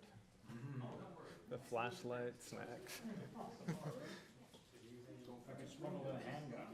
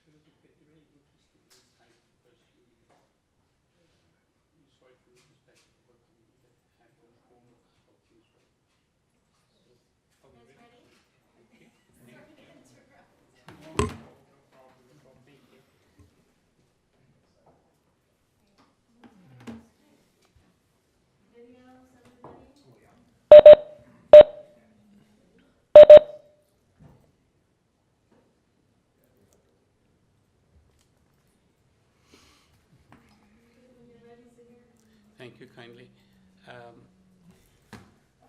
Thank you, everybody. We're back at with item number 25. Number 25 is 440 to 494 Yonge Street. Purpose of the application is to permit the increase of non-residential gross floor area on the ground floor of the 36-story mixed-use building as approved under site-specific bylaw 1263/2017. The committee had before it the following communication: copy of plan of survey, site plan, floor plans, and elevations. 6 photographs of the site subject property received on September 17th. Covering letter from Mary Flynn Guglietti, the agent, on October the 8th. Right. Site-specific zoning bylaw affecting the property, subject property. Commenting agency reports. There's a staff report from the Director of Community Planning, City Planning, right, received on the 15th of November. There are no items, no letters of concern or opposition letters. I'm not sure if our colleagues may want a presentation or not, but we'll go to the agent first. Okay. Through you, Mr. Chair, we have the agent online and no registered speakers for this item. Thank you very much, Mr. Chairman and members of the committee. Good evening, I guess would be appropriate to say at this point. I'm happy to do a quick presentation well within the 5 minutes allotted, or if you would like, I can simply answer any questions that you might have. I'm in your hands. Just provide me with guidance and direction, and happy to get going. Thank you so very much. Let me just canvass my colleagues to see if they, which of the two options they prefer. Ms. Wilkins? I mean, I just had one question, so I don't know if that might trigger the need for more or less. Anybody need any presentation at all? It's a change of use. Or very short? Okay. We certainly have one question for you and one request for a very short presentation. Well, I think then hear the short presentation, and okay, I'll address my... Looks like we might go with a short presentation, please, if you don't mind. Thank you very much. Maybe what could happen if I could ask for assistance in putting up actually the photos. I think they speak volumes, if I may. And those were the photos that were submitted with the application. Thank you. If you could maybe, as you can see from the photos, this is the first one. We'll go to the next one, if we can. And actually, if we could actually go to the very last one, I think that would probably be the most helpful. And while those photos are being put up, I'll just give a bit of history. So this is a mixed-use development consisting of a 38-story tower with a base building with non-commercial on both the ground and the second floor. This was approved by Council of the City of Toronto back in 2017, and as you can see, it is fully constructed. there's a bit of history on this one. There was a heritage issue, and if you go to the last photo, you'll see the clock tower that's been incorporated into the building. So heritage has no issues because everything with respect to the heritage easement agreement has been completed. This only involves the ground floor. And yes, there you can see it there. You can see the historical aspects that were incorporated into the building. The tower itself has 451 residential units, and there are 26 rental units within that. Now, on the ground floor, the site-specific bylaw had, and if you could go to my cover letter now, and I'm actually looking at page 2 of the cover letter, under site-specific bylaw 1263-2017, there was a restriction on the non-residential uses on the ground floor.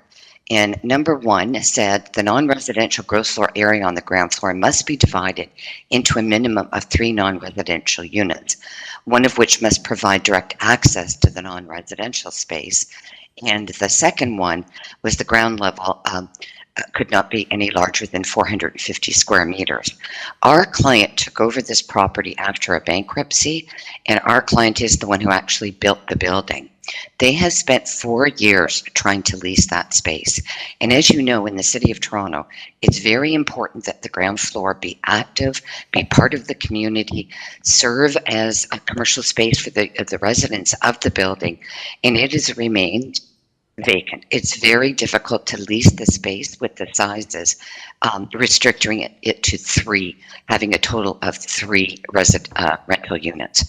So what we've asked, and we've been working hand in hand with the planning department for over a year and a half, we asked that there be flexibility in the bylaw. We would love to have 3 units. We don't want to lose that ability, but we want to have the flexibility of having between 1 to 3. So if you go to the bottom of page 2, that's actually the variances that we are seeking.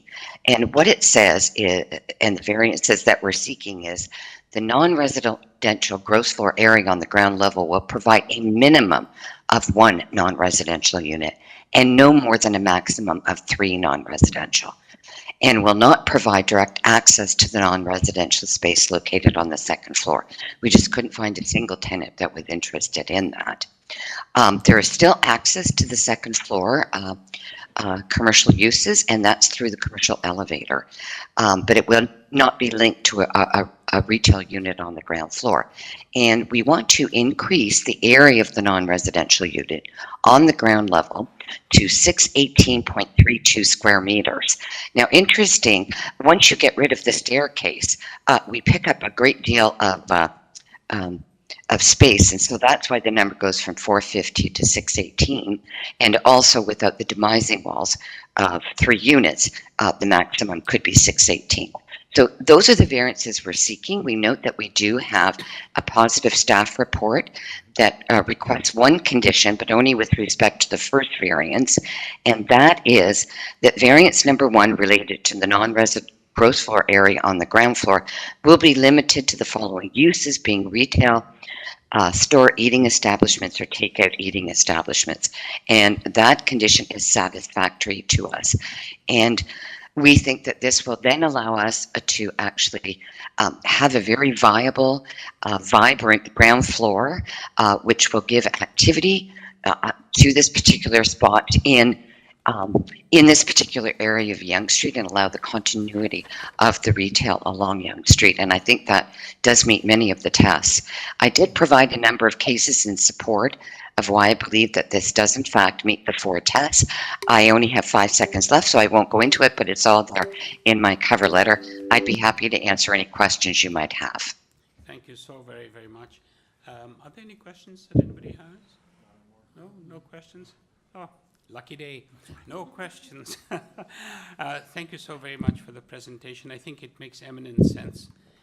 It is a request for change in use so that it actually becomes use-worthy. So I think this is an application that has merit. I'll look, if we can go into committee, and I'll look for a motion to approve. Mr. Wilkins? So the question was, I was going to ask was just whether the planning conditions were satisfactory, which they are. I read through the applicant's submissions in advance, and I was persuaded by them then, and I think it makes eminent sense to have that flexibility and may add actually more vibrancy on the street than one, sort of larger use that was originally contemplated. So I think it's entirely consistent with the plan. It meets the intention of maintains the intention of the bylaw. So I'd conclude it's a minor variance, and my motion is to accept the application with the planning condition. Thank you so very much. Do we have a second? Ms. West, thank you.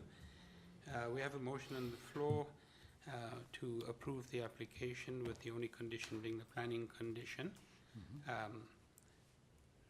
We've been motioned to approve and has been seconded. All in favor? Thank you. Through the chair, just sorry, 1 minute. We're just trying to get Member West's video on the screen. Ms. Flynn, thanks for your discussion of the relevant case law. It was interesting to read. There we go. There she is. And she voted in favor. Thank you so Oh, you seconded. Thank you so very much. The application is approved. Thank you. Moving on to item number 26. Oh, 26 was deferred. 27 was deferred. We're now on to 28. And we're getting there. Sorry, let's just move to page 28. Thank you. Item number 28. Sorry, bear with me. I've got to just get there.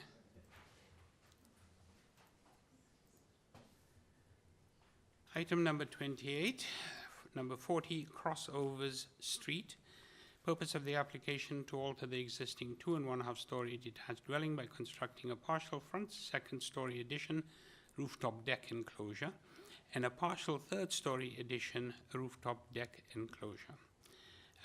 Committee has before it a copy of plan of survey, site plan, floor plans, and elevations, 3 photographs of the trees on the subject property received October 3rd, 3 photographs of the rear yard of the subject property received October 8th. There is a advisory staff report from Metrolinx dated November 13th. There are 2 form letters of support from Crossover Street, the 2 of them, 38 and 42 Crossover Streets. We have before us, if we can just get a hold of the agent, please, sorry. Through you, Mr. Chair, we have the agent on the line and no registered speakers for this item. Thank you. This is number 28, Mr. Smith. Hi, my name is Christopher Smith. I'm the agent on this project, 80 Redwood Avenue with Woodsmith Construction. Good evening. Thank you. Good evening. I see we meet again. You were just... Yeah, 2 times in one night. Thank you so much. I don't think we need a presentation. You have before us, so we have before us a single variance, which is, in my opinion, quite minor. I don't see any questions. Anybody questions? No questions. So Mr. Smith will just take it into committee and look for a decision. Committee members, is there Ms. Volpert has already beaten me to it, and she's going to put forward a motion to... Oh, Ms. McKay. Oh my goodness. It's okay. I haven't. Yeah, it's... no, there is a warning. It's not. It's advisory. It's an advisory, right? Yeah. So I don't think we have any conditions unless I missed anything. But I move a motion to approve. And Gary's already agreed. That's the best. All those in favor? Thank you very kindly. It's approved. Thank you, Mr. Smith. Fully approved. Moving on to item number 29. Number 29 is 6 DUNDURN CRESCENT. This one is to alter the existing 2-story detached dwelling by constructing a front ground floor partial addition and a new front porch landing with stairs. The existing front porch with stairs will be demolished. Committee had before it, pardon me, copy of plan of survey, site plan, floor plans, and elevations, 4 photographs of trees on the subject property, received October 9, 2024. Agent would be, sorry, 29. Through you, Mr. Chair, we have the agent, Enzo Locazano, on the line and no registered speakers for this item. Thank you. Mr. Locazano, are you there? Good evening. Yes, Hi, good evening. Mr. Chair, I am here. I hope I've pronounced your name correctly. Yeah. If I haven't, It's actually my apologies. Lochisano. Lochisano. I thought Yeah, so. there you go. My Italian days are long, long gone. But thank you so much. We only have a single variance in front of us. So this is a very straightforward application. I don't know if any of my colleagues have any questions. If not, we'll move into committee and look for a motion. Ms. West? To you, Mr. Chair, I would like to put forward a motion to approve this application with no condition. Thank you. Do we have a seconder? Mr. McKay, thank you kindly. Okay, all those in favor? Thank you. Mr. Lochisano, this is a unanimous decision to approve without any conditions. Thank you so very much. And moving on to item number 30.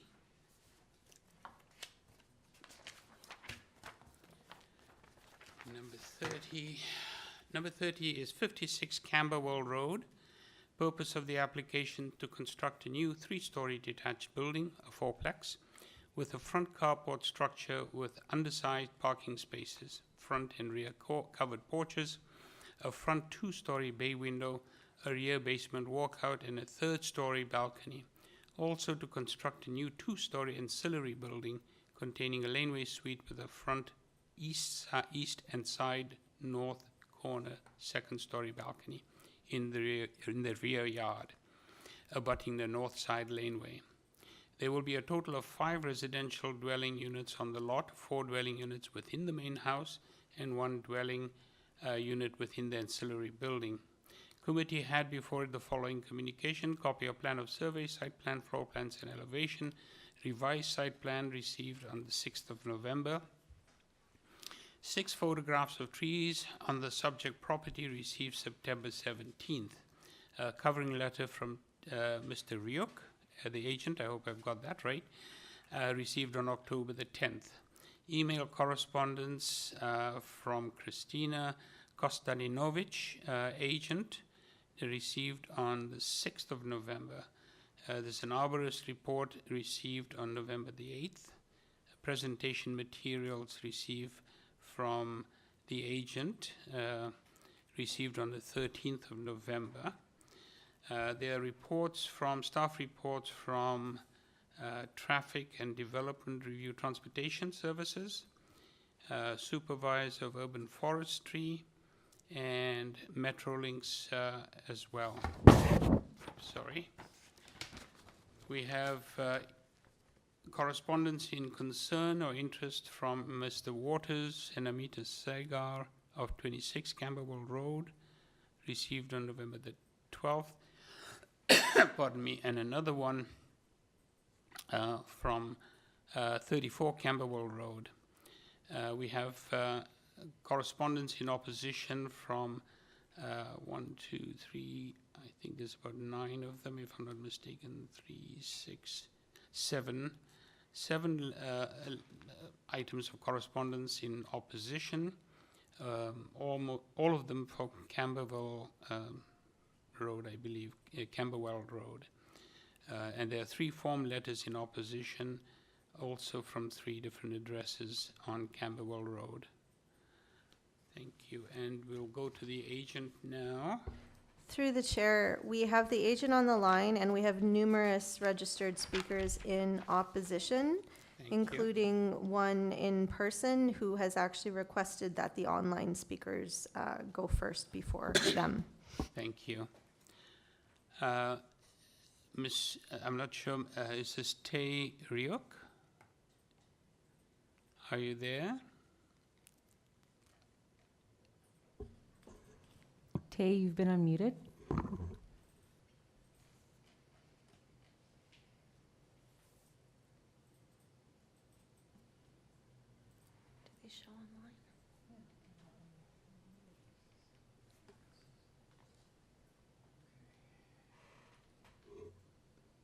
Tay, are you there? You're showing on the line. Okay, through the chair, we're going to make another attempt Thank to you. reach the agent.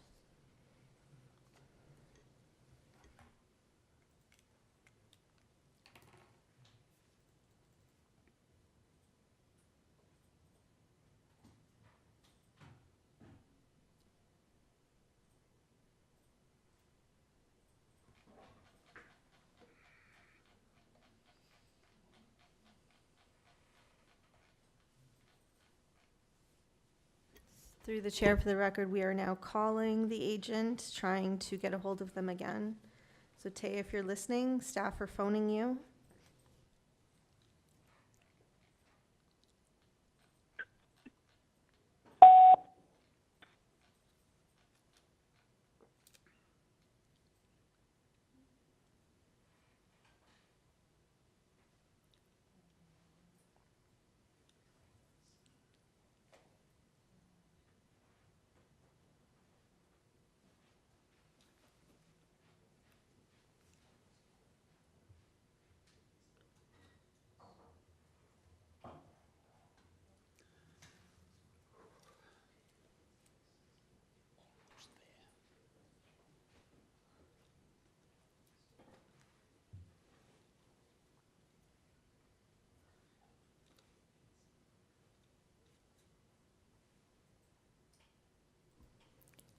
Through the chair and to the public, thank you for your patience. We are still trying to contact the agent for this item.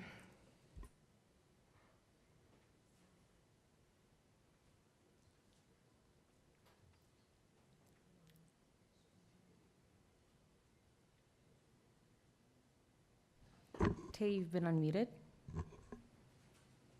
Hello. Hi, I'm online. Hello, it's T. Rook. I'm online. Hi, good. I was kicked off.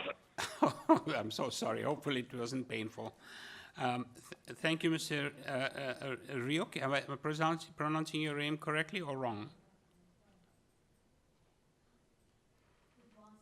Oh.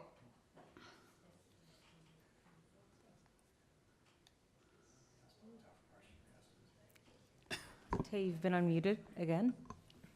Hi there. It's Tay Rook, sir, and Tay Rook, I am the thank planner for the owners of the property at 56 Camberwell Road. Thank you, Mr. Rook. We have a number of people in opposition. I'm sure you're aware of that. So I wonder if we could please have a presentation, 5 minutes. Sure, sir. If the committee staff could pull up the presentation materials that I provided to. So the subject site is located in the red box, which is at the corner of a laneway and just immediately to the south of Eglinton Avenue West. What you have currently existing on the property is a single detached dwelling, and the proposal is to construct a two-story fourplex along with a laneway suite at the rear. I do need to go through some variance changes and modification to the variances, if I can do that through you, Mr. Chair. Bear with me a moment. We'll go to the agenda and look at the variances, and we'll go one by one to see what changes are being made. Sure, sir. And this is all a result of transportation comments that we have received. So variance 1 will remain the same. Okay. Variance 2 will be revised to 0.52 meters, which is the north side yard. Sorry, you may need to go a little more slowly. Variance number 2, you said, is going to be 0. Increase to 0.52. 52 from the side north line, okay. Number 3 remains. Number 4 will be deleted. 4 is deleted, okay. Right. 5 will remain. 6 will be revised. To read So it will now read, the roof eaves on the main dwelling will project 1.19 meters and will be located 0.23 meters from the side north lot line. Thank you. And any more? Yes, number 7 will be deleted. Okay. Number 8 will also. Through the chair to the agent, sorry, can you please slow down? We have a numerous amount I'm of sorry. speakers on the line, so sorry. we really need these changes to be clear. So again, let's just start from variance 1. We need this clear for the record, please. Sure. So number 1 remains. Number 2 changes to 0.52 meters from 0.3. Number 3 remains. Number 4 deleted. Number 5 remains. Number 6 revised to 1.19 and will be located 0.23 meters from the north side yard. Thank you. Number 7 will be deleted. Okay. Number 8 also deleted. Number 9, the soft landscaping percentage will be increased to 65% from 61.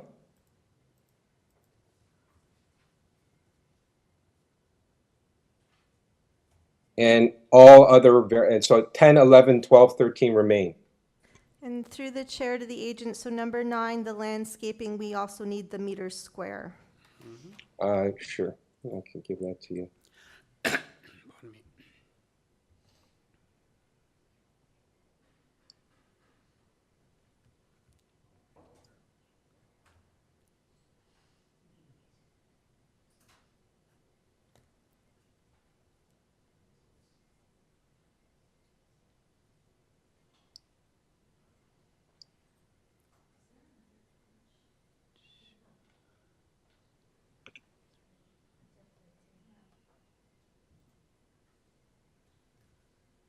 Sorry, just bear with me.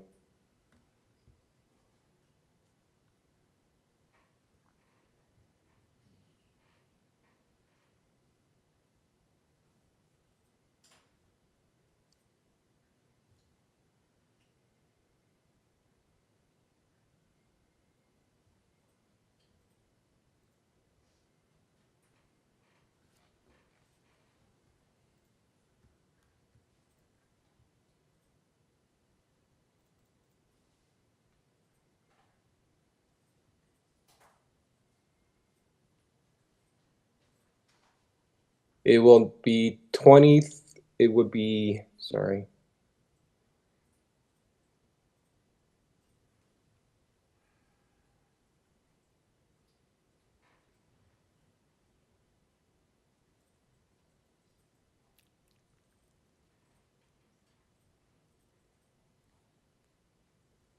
It would be 11.88 meters squared.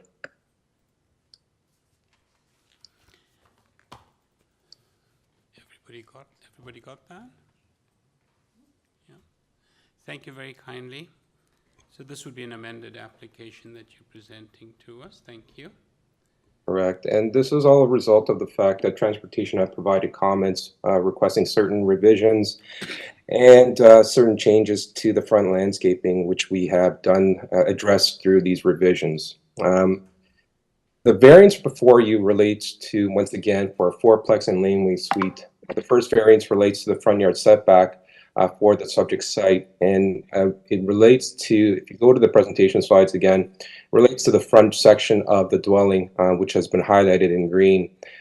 What you see on that map, previously, is that you have houses along Camberwell and throughout the neighborhood in the area, which are houses that are located closer to the street itself, and this in no way would create a house that would project further in a negative way that would impact the streetscape of the neighborhood.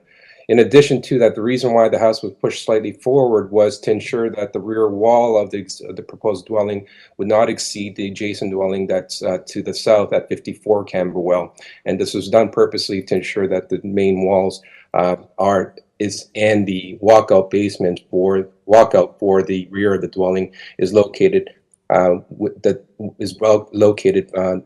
does not exceed the rear limits or the rear wall of the adjacent dwellings onto the south. You'll also have variances related to the vehicle access from the street.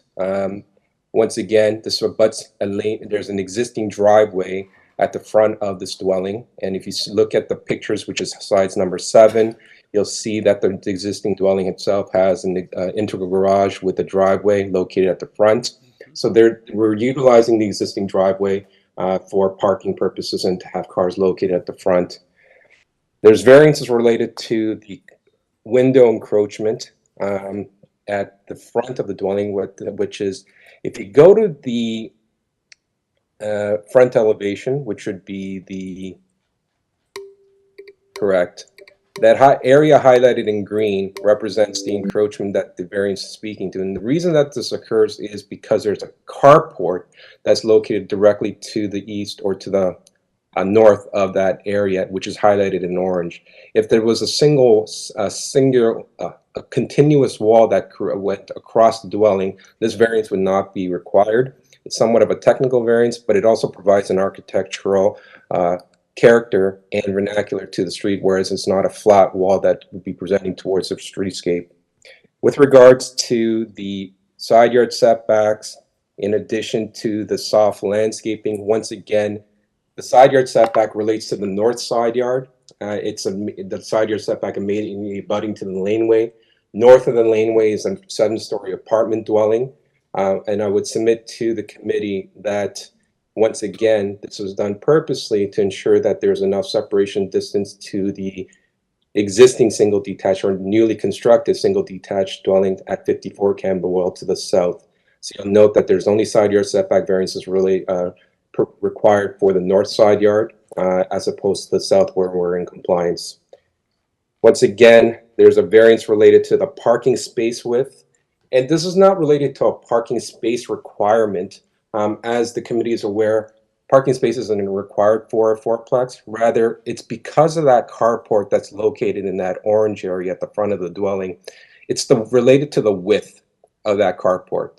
And that carport's been provided in the event that the new tenants, potentially maybe 1 or 2 tenants will have a car. So it offers the opportunity to park 2 cars within the driveway of the subject site. But once again, if that carport did not exist and just a driveway was provided to the front wall, that variance would not be required. The laneway suite is located 0.3 meters from the north lot line. Once again, this was done purposely to ensure that it provides enough separation distance to the adjacent dwelling to the south. The laneway suite has an angular plane projection at 39% of the front second story window. And if you go to slide number 5 of the submission materials, what you have is that, if you go to the previous slide, that second story projection, one more down, one more up, sorry, correct. So you have what the bylaw requires is highlighted in green at 2.74 meters in width. And if that was the case in angular, we would not require this variance. However, it is slightly wider at 2.75. 3.61 meters, and that's represented in the yellow areas on either side of that green box. But once again, you'll note that the setback requirement, or the setback for that angular portion of that second story window is set back 2.85 meters from the south lot line and also 4.25 meters from the north lot line. The balcony was also purposely put on the north side of this laneway suite to ensure, once again, that there's no views looking onto the property to the south. Rather, the only views would be to the laneway to the north. And once this was done purposely to ensure privacy and protecting privacy concerns with the adjacent dwellings. You'll note that the final variance is the laneway suite width at 9.15 meters versus 8 meters.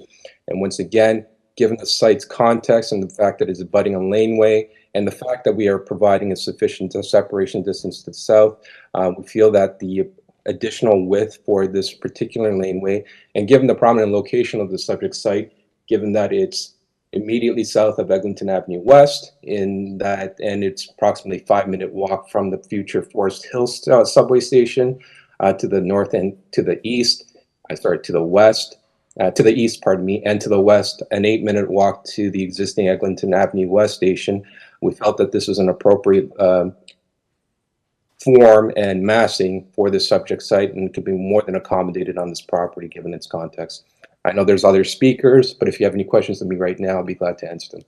Thank you very kindly for your presentation. We'll now move to the folks in online. Oh, sorry.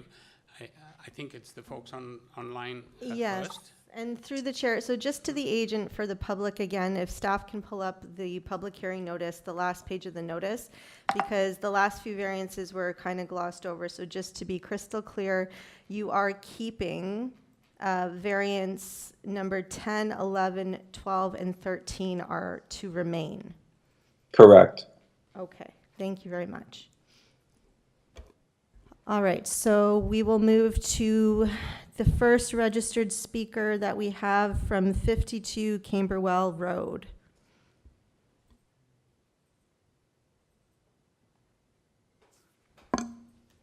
Jody Weber, you've been unmuted. Hello? Hi, good evening, Ms. Weber. You might have another device operating that's giving us an echo. Yes, I've heard that, and I turned that off. Thank you. I am. Oops. Can somebody phone me? We're still having an echo. Perhaps you have to walk away from your other device and ensure it's muted.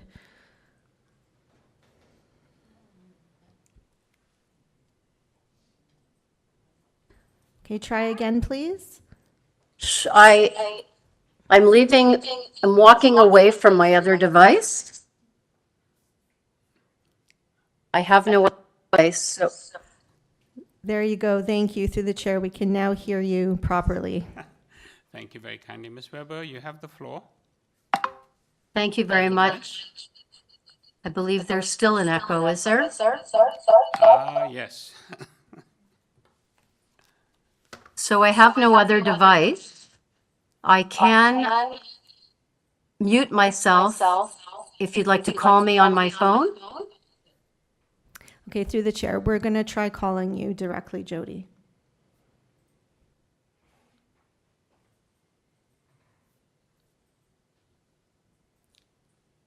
Sounds like a famous song I think I've heard.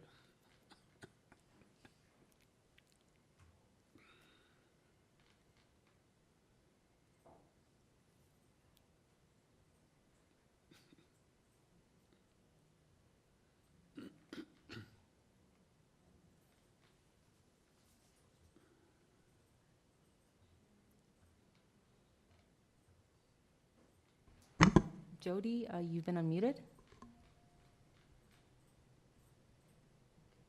I've done that. Can you hear me now? Yes. Yes, thank you. I think we're good. Or there's something else.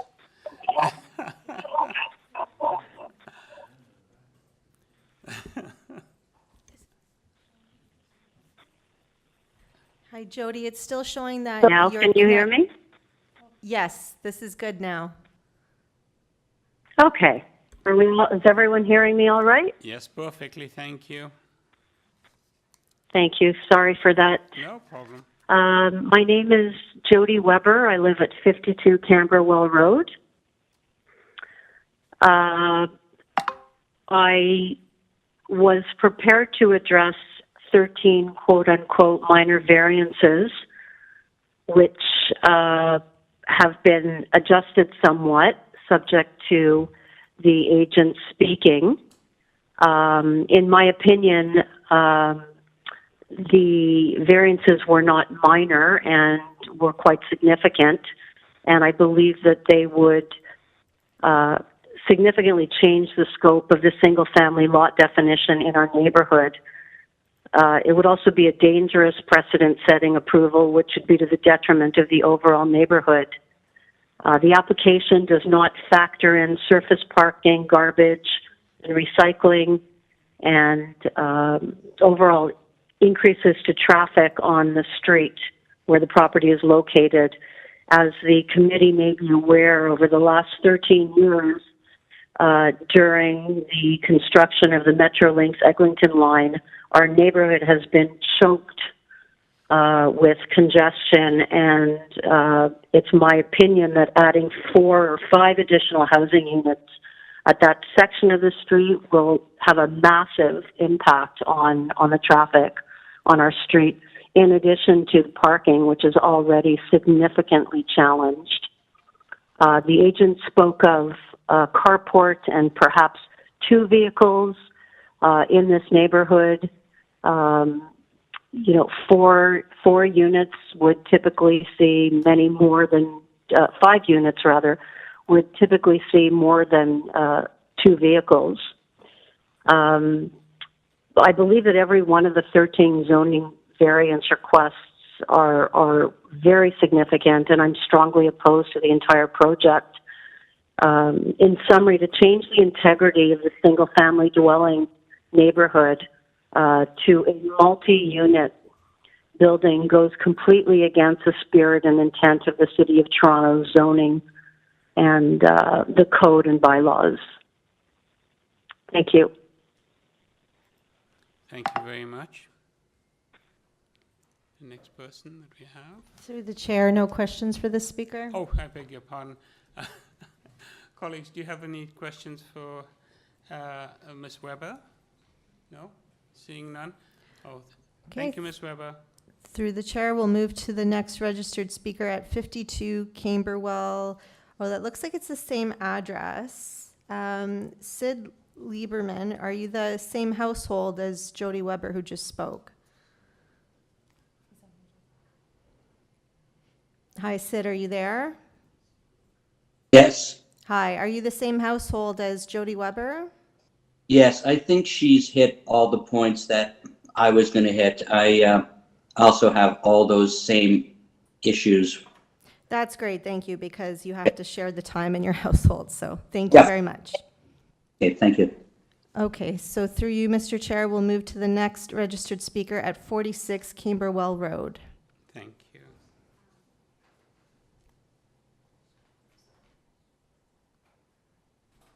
Brad, you've been unmuted. Yeah, it's Brad Pellman at 46 Camberwell. Can you hear me okay? Yes, thank you. Thank you. Thank you, Mr. Chair and committee members. I too will echo what Jody has said. We've worked very hard as a street and as a community to oppose this application. Again, for the points that Jody did very eloquently highlight, the number of zoning variances is substantially higher than your committee is should be prepared to approve as quote-unquote minor. The proposal is not desirable to take a single-family home street such as Camberwell Road, a community, by the way, that has been single-family since the 1930s, a community that has schools and unfortunately access to Eglinton Avenue, which has created massive traffic issues as a result of Metrolinx's inability to deliver on public transit.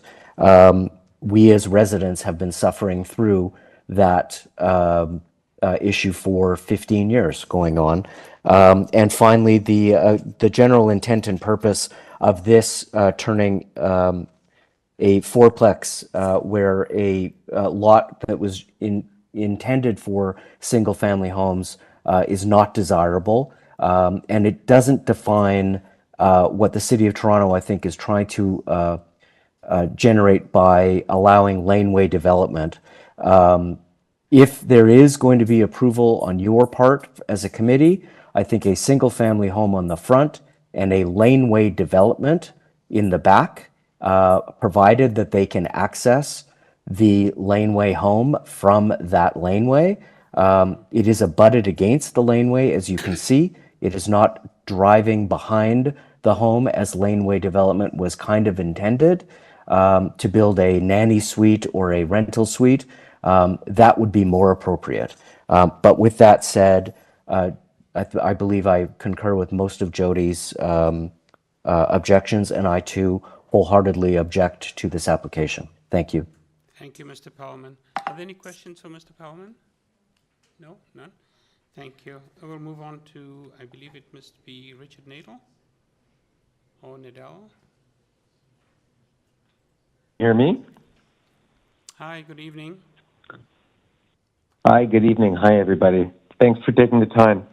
Unfortunately, I was unable to get in with the panelist code from WebEx. I was not able to see the slides.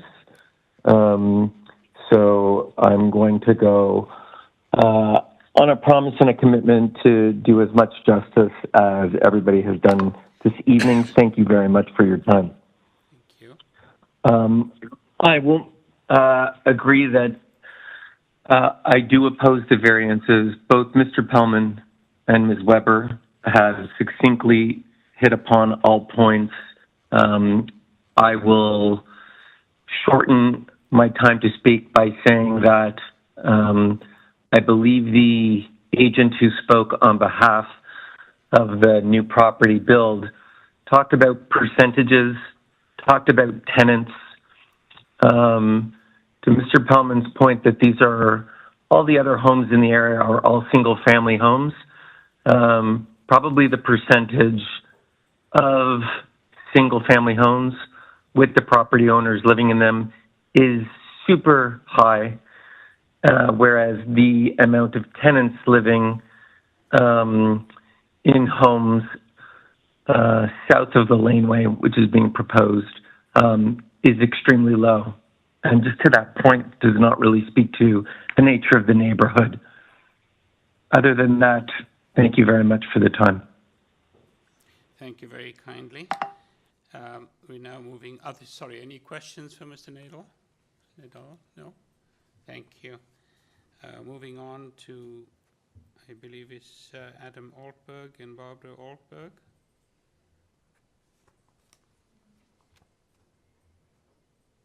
Hi, can you hear me? Yes, we can. Perfectly, thank you. Could you give us your name and great. address, please? Sure, it's Adam Altberg, and I'm at 27 Camberwell Road. Thank you. Just a quick question. Are you speaking on behalf of Barbara as well, or are both of you going to speak? Yes, no, I'm speaking on behalf of Barbara as well. Perfectly. Thank you very kindly. Okay, thank you first and foremost to the committee for your time. We are both vehemently opposed to this application. I don't think that these are minor variances whatsoever, and obviously, given the presentation by the agent with some changes to some of the variances requested, we don't have any time to properly review those. But I did go into detail in my email, looking at the percentage change to the rules that are in place, and the requested changes as far as a percentage that exceeds each variance. But beyond that, have some genuine concerns about the fact that 5 units could potentially generate 10 or more individuals living into this one dwelling that, as some of my neighbors have already indicated, are intended for single-family homes. And as Mr. Pellman pointed out, it's been that way since the 30s. And so I believe that, you know, approving something like this would set an extremely dangerous precedent. You know, in addition to that, we haven't seen, even if it was a single family dwelling, I know that there's a strain on the city's sewer systems and so on. I haven't seen anything that's indicated within the plans that address the drainage and water containment onto the property. I know as well that, as it's been indicated, I don't believe that there are any rental properties whatsoever that currently exist on our street. I do know that there are parking issues in terms of capacity, in addition to, having guests over or even having other vehicles that are present on the street and the inability of those vehicles to park. One street to the west of us on Glen Cedar does not allow the traffic to make a left onto Eglinton during the hours, I believe, of 4 and 6 p.m. I forget the morning hours, but it doesn't allow it as well. And therefore, our street is used as a primary throughway, if you will, to be able to make an attempt to turn left onto Eglinton. And just as an example, today, as I looked out my window, I saw cars were backed up all the way onto Dewborn, which is the first street south of Eglinton that runs, Camberwell runs north from Dewborn towards Eglinton. So you're looking at, as was indicated earlier, a potential reduction, having more vehicles there, of choking up the traffic congestion in the area.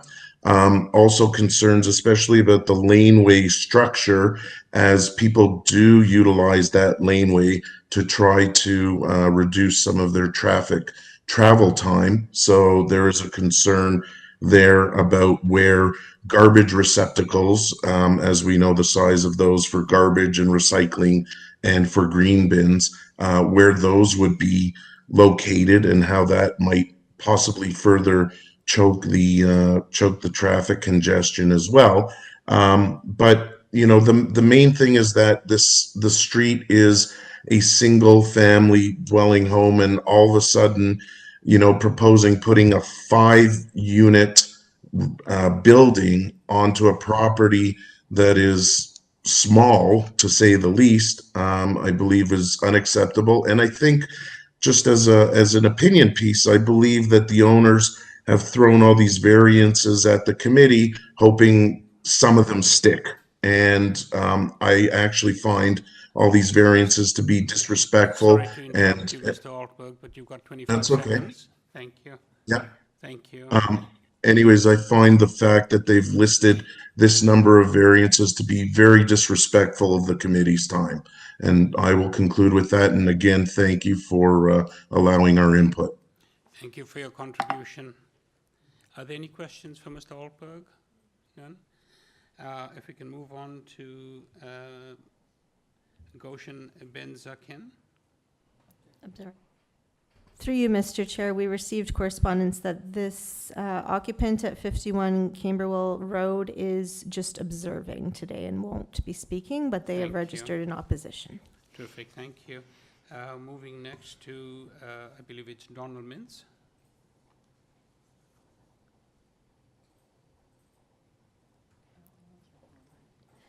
Through you, Mr. Chair, we seem to have lost Donald Mintz, but staff are going to phone him now. Thank you.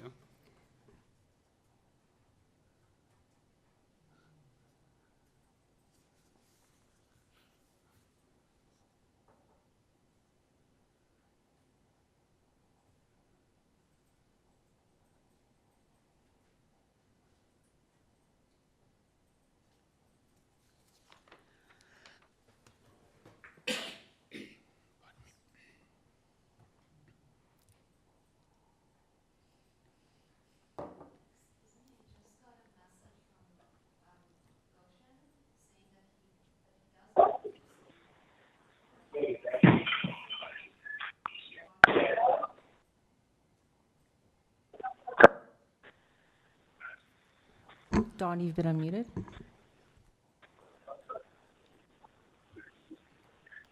Hello, Mr. Mintz. Can you hear me? Yes, Oh, perfect. I can hear you. Yes. Thank you very kindly. I wonder if you might address the committee with your concerns. Yes, well, I have been, Mr. Chairman and committee members, I have been watching the various points being made by my fellow homeowners online, and I don't really feel I have anything of substance to add to the argument. I do agree with all of their points, and I vehemently oppose this application for all the reasons that have already been stated by my neighbors. Oh, thank you very much. Let me just see if any questions that anybody may have of you. Any colleagues, any questions? No? No. Thank you very much, Mr. Mintz. We'll move on to our next speaker. Pardon me. I believe it's Arlene Pastor. Gosen, you've been unmuted. So Hi there. through the chair, we've circled back to the occupant from 51 Camberwell Road. We had received written correspondence from you indicating that you will not be speaking. Have you changed your position? You would like to speak now? Hi, yes, sorry. I was actually thinking that this is going to be a lot earlier, and I was in a number of meetings during the day, and that's why I said I might not be able to speak. But since it's so late and I'm done with work, I'm actually willing to and are interested in saying a few words about the project and the fact that I agree with the other neighbors and all the things that they said. I think the magnitude of this project is just way too big for this size of the property. Having 5 units on this lot size is just not the right thing to do.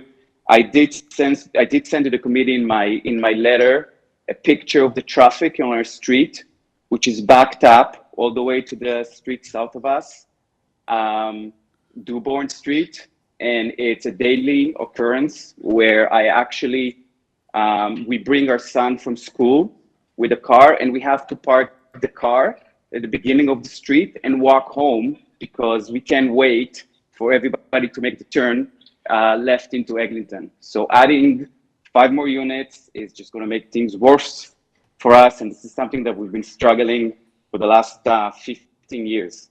Operational issues, what's going to happen on garbage day, how are you going to put 10 to 20 different garbage receptors on the street with a congested traffic. I mean, it's just I can't see how that's going to work. So I would please request the committee to consider all these issues that we raise as neighbors, because I think they're very important to our livelihood and the way we live on our street. Thank you so much. Thank you very kindly. I'll just see if there's any questions for you from the committee members. No? No, thank you. And through the chair, Moving on. Goshen, can you please just state your last name for the record? And I'm actually also speaking on behalf of my wife, Rotem, R-O-T-E-M, Stark, S-T-A-R-K. Sorry, you cut off there for a second. So could you Sorry. please repeat your last name and who you're speaking on behalf? Sure. So my last name is Benzaken, B-E-N-Z-A-Q-U-E-N. And I'm also speaking on behalf of my wife, Rotem Stark, which is R-O-T-E-M, and last name is Stark, S-T-A-R-K. And we both live in 51 Camberwell. Thank you very Thank kindly. you. Through the chair, we can move to the next registered speaker at 41 Camberwell Road. Arlene Pastor, you've been unmuted. Through the chair, we have lost Arlene Pastor from the line. We will call them directly. Thank you.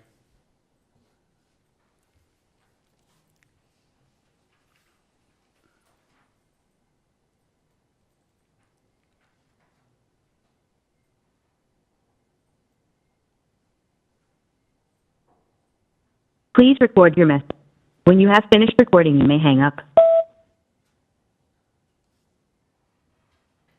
Through the chair, maybe we can move to the person here in person, the occupant of 56 Camberwell Road, and in the meantime, staff will try again to reach Arlene Pastor. Thank you. Please have a seat, and thank you for being so patient. Thank you. If you could just state your name and your address, please, for the record. Yeah, sorry. It's kind of scary. My name is Michal Gilboa Hermel. I live on Camberwell 56, and I'm also here on behalf of my husband, Dror Hermel. He needed to go. We live on 56 with our sons, so I guess I'm also here on behalf of them. Thank you. 5 minutes are yours. Okay. Thank you for the opportunity to address this committee. So while we understand the need for flexible approach to urban planning and minor variances, we understand the spirit of the change of the bylaw. We feel that in this case, the committee, we hope that the committee will consider to take into account the specific conditions of the neighborhood when granting those requested reliefs. We're hoping that you'll consider whether the variances, not just individually, are minor Sorry, variances. through the chair, I'm sorry to interrupt. So your address again for the record? Camberwell 54, sorry. Okay, yeah, I was just going to say. I keep hearing 56, 56, 56. I was going to say, Sorry, that's 54. the applicant. Okay, 54. Thank you very much for clarifying.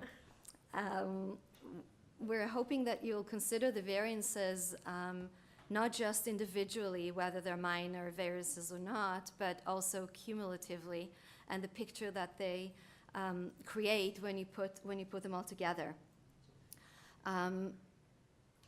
We feel that maybe it doesn't exactly meet the 4 tests that were set by the Planning Act, and we're hoping that you would look at this whole context relating to the property, the proposed design, the neighborhood as a whole. So I guess I'm here with a couple of hats. I want to join all of the other neighbors on the street and the issues that they brought up with in relation to traffic, to what it does to the laneway, to the actual street, to water drainage. Even just last July with rainstorm, there were basements right around that end of that street that were flooded. The drainage there is pretty bad already, with garbage and collecting garbage, and how are those 15 bins are going to find their way in the street.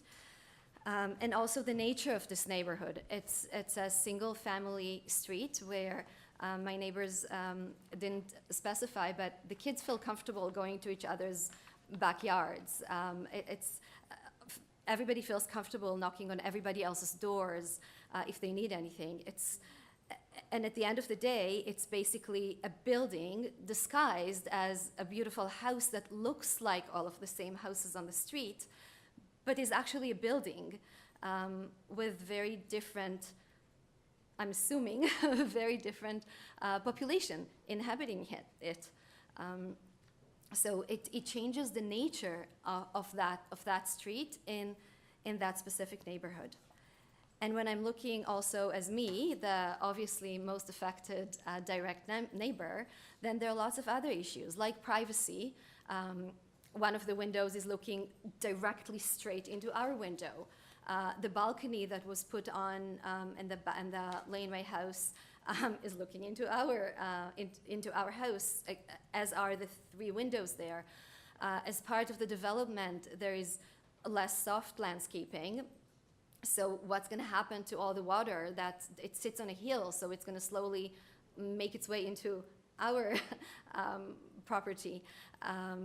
So there are lots of all of those variances, and as part of the development, the trees there aren't big trees that are protected by the Forestry Act, so they can be removed. Right now, there's a tree there that's really blocking the view between our house and 56. That tree is removed, then there's like complete open view between those places.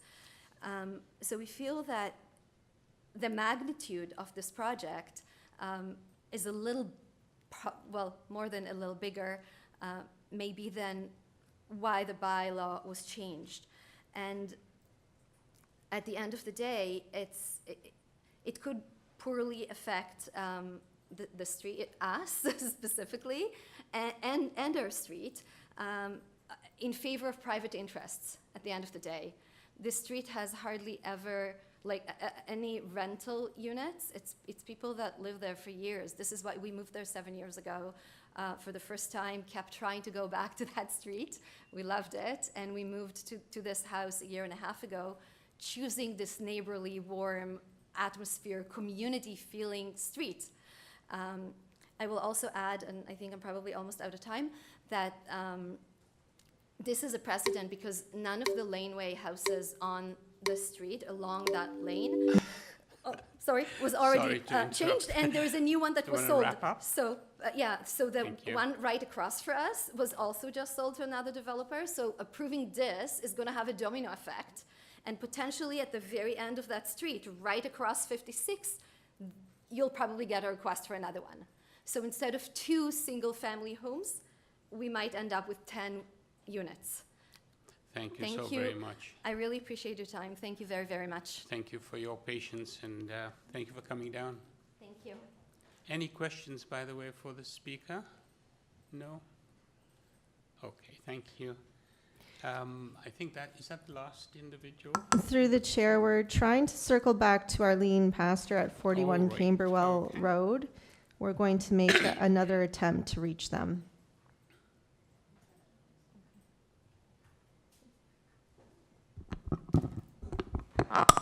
Through the chair, I'm going to try an anonymous number that's listed here. Arlene, is this your number? You're unmuted. Through the chair, I'm going to try calling Arlene one more time.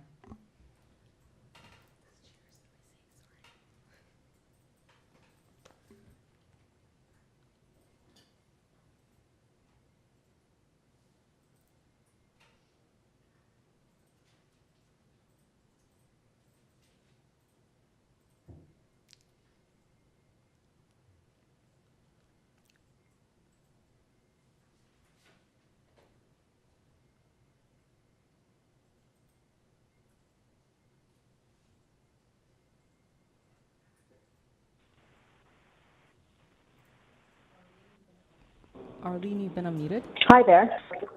Hi, good afternoon or good evening. Ms. Pastor? Hi, this is Arlene Pastor, 41 Camberwell, and I just wanted to tell you I oppose all 13 variances. I totally agree with my neighbors. I don't want to be redundant. It just building a unit right there where it's bottled up with traffic, just 10 variances, 10, 11, and 12. We talk about the laneway, the entrance there. Just north of that side is a building that enters into their parking lot through the laneway. So they enter and they exit through the laneway. That it's just incredibly dangerous. People, we can no longer walk across the laneway. We can no longer walk across the street on the end of the street, Camberwell. It's just become so dangerous. It's just incredible. By putting a unit that this large in an individually dwelling is just going to be intense. It's just going to create dangers to children, the elderly, because it's an elderly building there, and that's so important to remember when you're allowing a building to be built with all the elderly living right beside them. It's incredibly uninsensitive, and it's just terrible for the neighborhood. Thank you, Ms. Pastor. Is that your total submission? Thank you. Thank you very kindly. Let me just see if any questions for you. Any questions for the speaker? Not seeing any. Thank you so kindly. If we can go back to the agent at this point.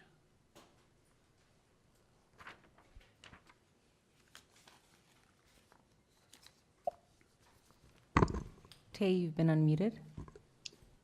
Hi, through you, Mr. Chair. There was a lot of items that were discussed by the neighbors. I'll try to go through them very systematically.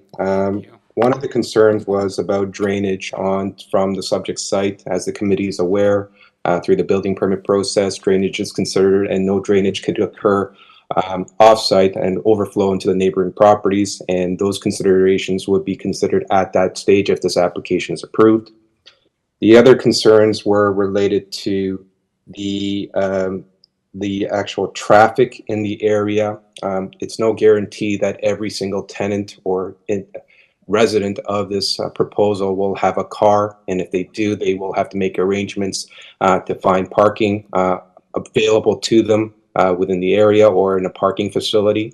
But I would also submit to the committee that whatever cars, which would be a maximum of 2 that could be stored on the property itself, would not be the tipping point for the current situation of traffic that occurs in this area. Like the neighbors had previously stated, traffic has been an ongoing problem for a number of years, and I would submit to you that 2 additional cars from the subject site would not be a significant detriment to the traffic situation to the neighborhood as well. The other comments were with regards to the precedent setting of this proposal. There is no variance related to the actual uses that is being proposed, so there's no variance related to the fourplex or for the laneway suite itself in terms of use. And that's been the common theme by the neighbors within this area. What we have proposed is something that has been anticipated by the official plan and through the housing policies that seeks intensification within neighborhoods. This location being immediately south of Eglinton Avenue West, being very close, 8 and 5 minutes away from subway station, walking distance away from subway stations, adjacent to a lane immediately to the north, having access to the laneway via entrances along the laneway, and providing a building mass in terms of height and length that is under the bylaw requirements by respecting the rear wall of the adjacent dwelling to the south, in addition to a laneway suite that is appropriate size given the context of this neighborhood, is more than appropriate in terms of massing, fit, and the way it presents to the streetscape from a architectural and from a dwelling perspective. Because as one of the neighbors did mention, it will present itself as a single detached dwelling. However, it is a fourplex. But it is not a fourplex in the sense that where you have a dwelling that is longer in length to accommodate the additional units, or a dwelling that is higher in terms of height. So once again, we were cognizant of respecting the building length, cognizant of providing a buffer to the existing single detached dwelling to the south, and also utilizing the laneway situation where there is a buffer with a laneway and a 7-story apartment dwelling immediately to the north, utilizing access points along that laneway to ensure that foot traffic would be negligible for the neighborhood and along Camberwell as well. And the final comment that was made was that there was really no discussions in terms of the dwelling, in terms of massing and the way it presents to the street. Rather, it was all about the use, and not, once again, from a zoning bylaw perspective, from the variance perspective, we're not seeking variances for the use. Rather, we're seeking variances for a modest intensification of the subject site with a modest form of building on the subject site at 14.56 meters in length, matching the height, accommodating for side yards, appropriate side yard setbacks, and also for a laneway suite that is anticipated by the bylaw and permitted as a right within the bylaw. Transportation had no issues having entrances along the laneway. In addition, we have I've reduced the width of the driveway at the existing driveway at the front to accommodate transportation's concern, in addition to increasing the front yard landscaping area as well, as resulting in the deletion of the overall landscaping in the front yard and providing for an increased soft landscaping in the front yard as well. Once again, there is no comments from planning staff. They have no issues with this proposal. We are aware of Urban Forestry's standard condition number 2, which is to apply for the appropriate tree permits. We have addressed transportation's comments, and we're also aware of Metrolinx's advisory comments as a result of if this application approves certain, we have to take certain steps with Metrolinx and provide certain materials to them. If there's any questions, I'll be glad to answer them. Thank you very kindly for your responses. Just as a note, one of our folks in opposition here with us today actually talked about privacy on the south side, because on the south elevation of your building, there are two windows, one on the third level and one at the first level. I wonder if you could just speak to those items in terms of overlook into your neighbor to the south. Sure, sir. Let me just pull out the. So once again, if you, in reference to these windows, they're located along the side walls. So they're not looking into the rear yards, rather into the side wall of the adjacent dwelling at 54. Once again, there was previous discussions, and in addition to that, you'll also note that the setback along that south edge is 1.22 meters. So beyond the side yard setback requirement. There are windows facing the adjacent, from the adjacent dwelling onto the subject site itself. So from a setback perspective and also from a windows perspective, there isn't anything new, I guess, overwhelming in terms of privacy concerns. There are two small windows, one at the rear on the ground floor and one at the middle of the second story of the third of the third story. And it's basically facing the side wall of 54. However, if the committee feels that it's appropriate to have frosted windows, which I do believe would be somewhat of would be kind of excessive, because we are providing a sufficient setback in terms of the zoning bylaw perspective, and we're not providing multiple windows along that edge. Thank you. The other questions I had, I think it was related particularly to the laneway suite. Entrance and access to this laneway suite would be onto from the laneway, from what I can see. Correct. Would that be on the north side? Correct. And the access to the main house, yes. I think it's your north elevation shows two doors, and that would be presumably also into the laneway? Correct. So there's two doors. It's correct. Yeah. So there's two doors for the main dwelling on the laneway. That is the north elevation, I believe. Yeah. Yes, the north elevation. Yes. So those two doors are off the laneway. Thank you. And I take it those go in, and the basement suite presumably is on the south, on the west side of that elevation. It looks Correct. like you've got stairs going down. Correct. Thank you. Let me just see if any of my colleagues have any questions for you. Ms. West has a question. Yes. To you, Mr. Chair, my question is for the applicant. So based on the information which is in front of us, the presentation material to provide to city staff is you submitted on November 13th. Is the material that you submitted on November 13th include the modification that you provided to the application today? Is it included in those drawings that you submit on 13th of November? Through you, Mr. Chair, this was the modifications that I've gone through today was a result of transportation comments which we received, or I guess mid last week, and we were able to make the changes on paper. However, we didn't have the time to modify the site plan. However, if the committee chooses to approve the application based on the modifications, the site plan will be updated accordingly. Because based on the notes that we have, the traffic and planning and development reviews report received on the same day as you submitted the presentation. So I just want to know if that is updated and including all the modification that you have. No. So through your Mr. Chair, the site plan hasn't been updated to reflect the revised and deleted variances that I went through today. Okay. My next question is regarding variance number 10. The parking space will measure 2.5 meter in the width versus the requirement, which is 3.2 meter.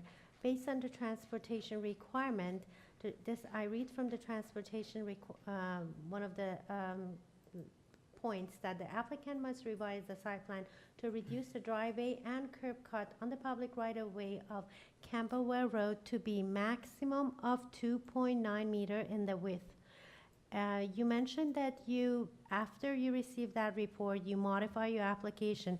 So as far as I remember, you haven't modified variance number 10, which the width is 2.5. So they're asked for maximum 2.9. So through you, Mr. Chair, you'll note that the we eliminated one of the variances, which was the, pardon me. So one of the variances, variance number 10 relates to the carport. And if you pull up the presentation slides, the carport is located on this, on the third slide. So that carport is basically a carport. So basically it's at the ground level, it's been cut out and there's second story above it. That's what the variance refers to. It's not referring to a parking space at the front of the carport. If that carport didn't exist, and it was either covered and it was livable space, parking variance is not parking is not required for this proposal. It's only related to that carport, and that carport's provided in the event it's for flexibility of additional parking on site. That's all that's related to. So, and we have addressed transportation's comments by reducing the width of the driveway at the lot line to 2.9 meters, in addition to restoring the driveway to landscaping, which results in the elimination of a landscaping variance and increase of soft landscaping at the front. And in order to satisfy the transportation, they required the revised site plan to be submitted to them.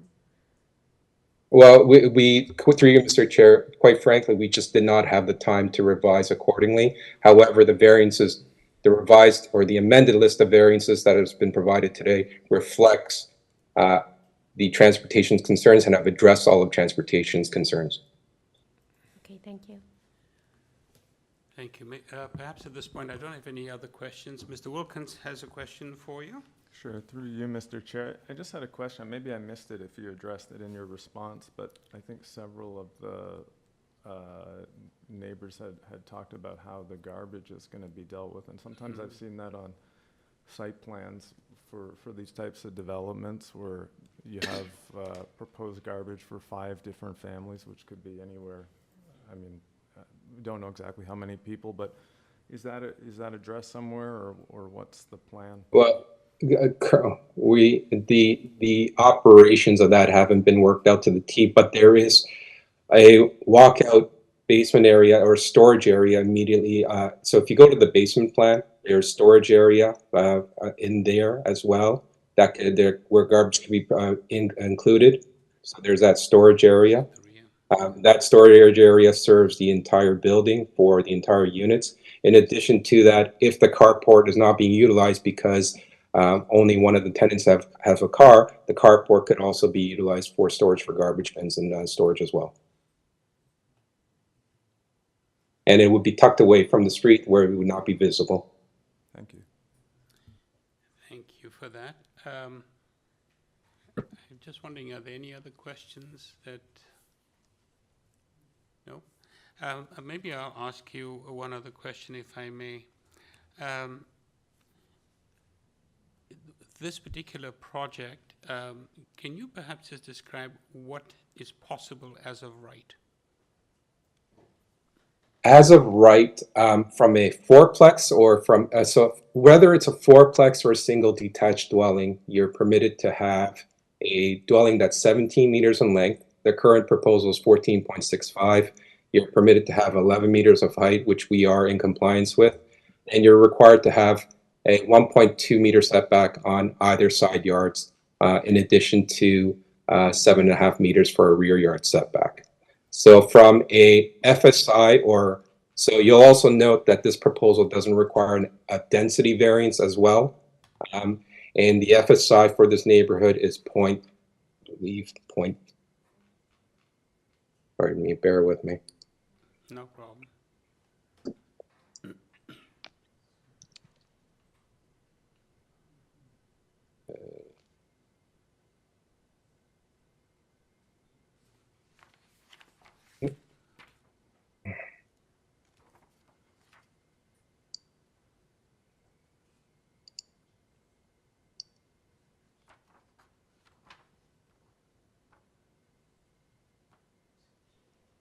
The density for this area is 0.4, and we're under that requirement. So everything, the way that this proposal has been designed is one, it has been, once again, to be cognizant of the neighbors to the south and to the area and to the street as well, but also in a way that it would not be deemed overwhelming or to be incompatible with the adjacent property to the south and also to the north. Thank you. I just have one other quick question for you, which I hope you can address. It was something that many of the neighbors brought up, and it was essentially saying that this particular project is inconsistent with the neighborhood, which is primarily single-family dwellings. I wonder how you would respond to that. The official plan and the 4 tests state that in terms of consistency, one of the tests is that whether or not if the use is permitted on the subject site. In this particular case, the use is permitted. The uses, the laneway suite and the fourplex is permitted as a right in the zoning bylaw. But from a massing perspective, from an architectural perspective, as mentioned by one of the neighbors, it presents as a single detached dwelling. So as one person walks by the street, who happens to be just walking in the neighborhood, would not be able to discern whether or not if it's a fourplex, rather it would just look like a single detached home that would be consistent in terms of massing, in terms of height, setbacks, with any other homes in the area. Thank you so very much. Any other questions for the agent folks? Ms. Volpe has a question for you. Something I've seen on plan, and maybe I'm missing something. So the unit 101, I think it's a bedroom. It's the basement unit. So where is the entrance and where is the kitchen in this unit? That just looks like it's. Okay, so the basement, the plan that you're looking at is the basement. So the unit 101 is actually above that, on the ground level. So if you go to the ground floor, that's unit 101. So the area above the storage from the basement, you walk in through the back door where it says porch with canopy. You'll see, and it says unit 202, 503 square feet, 0.65 square feet. That is the entrance to the unit at the back. And you'll see that there's a kitchenette, dining room with a principal bedroom and water closets.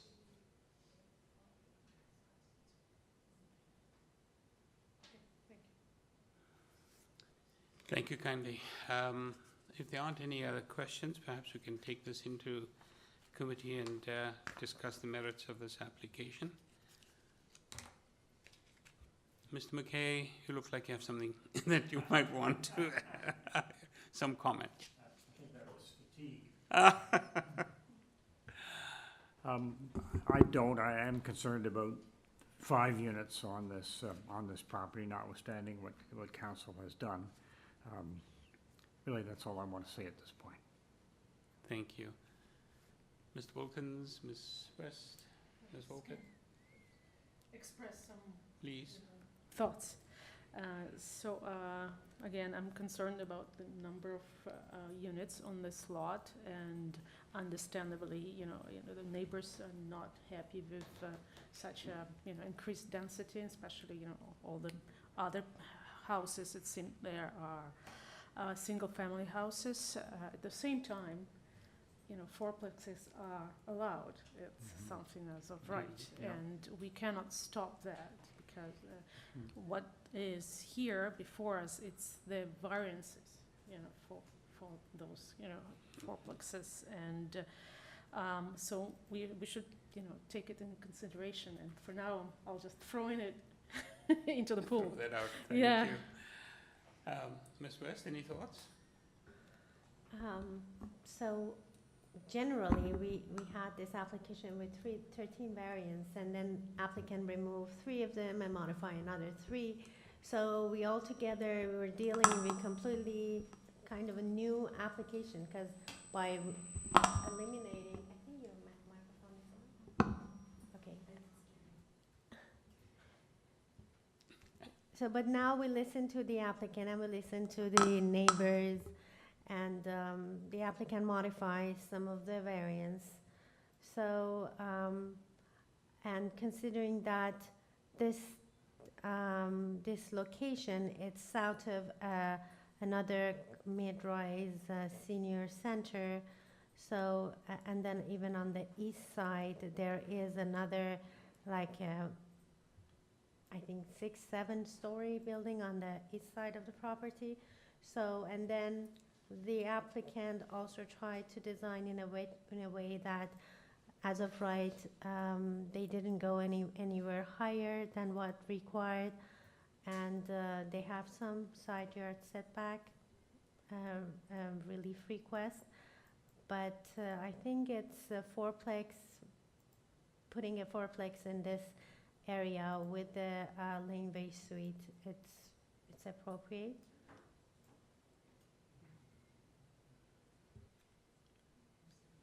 Thank you. Mr. Wilkins, any thoughts? Sure. I think some of the same things as Ms. West just said. Where I differ a little bit is that the larger buildings that are closer to Eglinton, I'm not sure if they inform the character of that block, and I think the comparison has to focus more on, where they live, which is not quite like Eglinton or closer to it. But one of the issues that when these have been coming up that I've been thinking about is there's 2 new initiatives sort of happening at the same time. And so the laneway suites criteria were developed, or laneway and then garden and then multiplex. They kind of came in succession, and so there's no doubt that you can have a fourplex here, or a threeplex, or a duplex, or whatever. And then, so for a lot of neighborhoods, putting a fourplex where there was a single family home, that's a big change for people in terms of the number of people around, and obviously it's going to create the concerns we've heard about parking and these types of things. But then when you add a laneway suite to it, it changes the density even more. And when I think about the impact, maybe, I'm not sure if this is the right way to do it, but I think about the 5 different sets of families that may live in that space, and I wonder things about what's the impact of them of having, like, maybe a fourplex without that in the back. There's room for them all to enjoy, but when there's 5 people sharing that space in between, is it enough for them to enjoy their amenity in kind of a comparable fashion to the neighbors get to enjoy their backyard? It gets close. But on the other hand, I think if you look at this proposal is, I actually agree with the applicant that it's designed very well in terms of it reflects that side yard setback to the south, which is where it really counts, where it has impact on the neighbors, and then the variances to the north I don't think are as impactful because they're on a laneway. And so, I don't know, my thoughts are that there are good things about this proposal, but struggling a little bit with what's the impact you know, including on the folks that will potentially live there of having so much density in one space. But in this case, there is also, you know, no variance required for, let's say, like the size of the laneway suite. It's not. So I don't know. I'm still thinking it through. But I do think for a space like this that there would have to be some kind of condition that, or in my mind anyway, there have to be some kind of condition that requires the garbage to be stored internally or something somewhere, because if the garbage is outside, then that further reduces the amenity for the folks that will live there, so there's even less space to enjoy. And then depending where it is massed, you know, it could be 5 people's garbage right beside the backyard of the neighbor to the south, which I'm not sure that would be a good balance for trying to make something like this work. So those are my thoughts. Thank you, Mr. Wilkins. Very thoughtful. For my own part, I find this is a bit of a challenge in the sense that, you know, from the neighbors' perspective, particularly further down the road and the immediate neighbor to the south, this has always been felt to be a single-family neighborhood. But the allowance now of multiplexes and laneway suites is extremely common throughout the city. In fact, I think in our day's agenda, we've had a number of laneway suites, and they seem to be increasing in numbers of requests for laneway suites. I think that is beginning to change neighborhoods across the city, not just this particular one. And while I empathize with the changes that the neighbors here may perceive, and it's not just a perception, but there's some reality, the density is changing. I think your comment, Mr. Wilkins, about the agents, their sensitivity to the design of the home, the fourplex, and the fact that you have access to and from and including the laneway suite from the lane, minimizes that traffic, which I think is a good thing. This house is also literally a stone's throw away from Eglinton.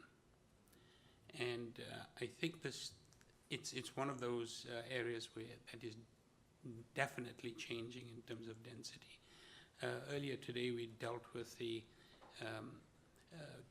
38-story building right at Northcliffe. And neighbors, they have a similar issue or concern. The density is changing. So I don't think this neighborhood in that sense is any different, nor is my neighborhood for that matter unique. And you know, if this sort of development occurs, I think I may have to also assess it from the point of view of the changing character of the city. It does seem like 5 families potentially, or perhaps there may be a couple or a single person in the laneway suite, so it's not necessarily 5 times 4 or 5 times 3.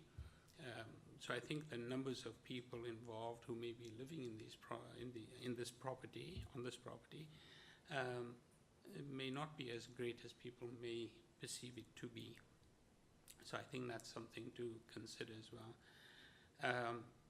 All things considered, I am inclined to be in support of this particular application, because even though we have a number of variances, I think individually the variances aren't problematic. And the reason I asked the applicant about what is possible as of right,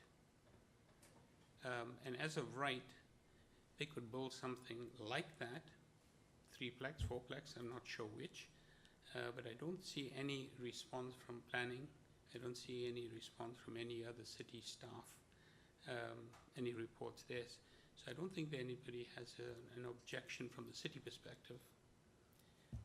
The objections really are the neighborhood and the perception from the neighbors and the sense of the impact that neighbors will feel.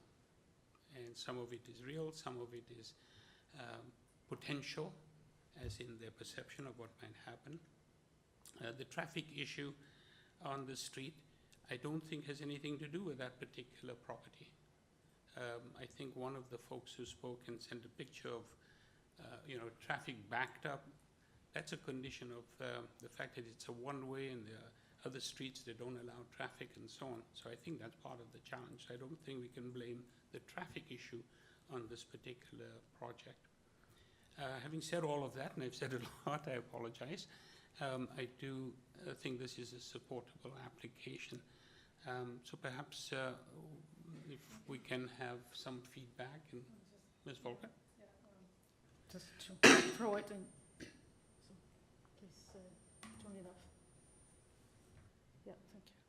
Yeah, so I'm just trying to clarify, and I think the fact that kind of aggravates that for me, that creates a concern, it's what I would dub double dipping. So as Mr. Wilkins mentioned, we passed the multiplex legislation, plus we passed the Garden Street and Lane Street legislation. Here we have both kind of conversion, and that to me it's a problem. So if we had only one fourplex application with all those variances, that I would think would be supportable, but we have the Lane Street as well. So I would, from my perspective, I think variances 11, 12, and 13, pertaining to the, Lane Street, I would not support it if we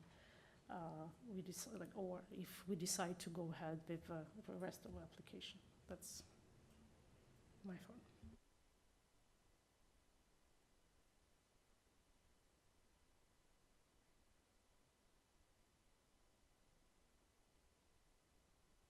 Should we be adding sort of planning permissions together? I mean, garden suites and lane suites are developed, standards are adopted for that, and now fourplexes are available on a lot.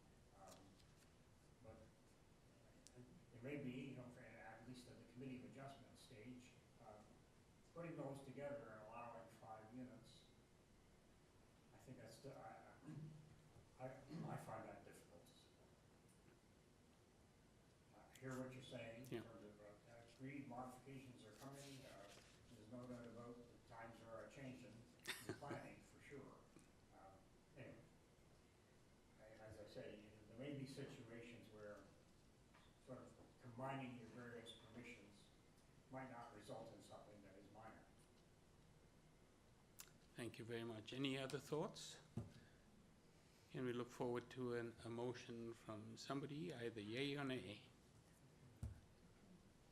Ms. Volker? Try. Sorry, someone's microphone is on. Mine's off.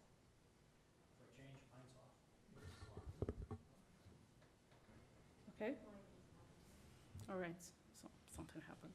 Okay, I think microphones are tired. So it's a sign. Okay. So I would bring in motion to, and given the amended, plans or site plans we actually haven't seen, but we know that we went through the changes. I would support the variances 1 through 10, but I would strike down 11, 12, and 13. And obviously we'll have a transportation condition, the urban forestry condition number 2, and we have Metrolinx condition as well, from what I can see. Yes, so. Through the chair, staff can put the Metrolinx conditions on the screen. In this case, it's not only the warning clause, there is comments for technical review and municipal consent review in addition to the warning clause. This is one case where I'd support Metrolinx because they're saying, you're within 60 meters of the Eglinton crosstown train, and therefore they want a technical review. And so it's different than the usual thing that we see from Metrolinx about noise warnings, etc. And through the chair, there's urban forestry condition number 2.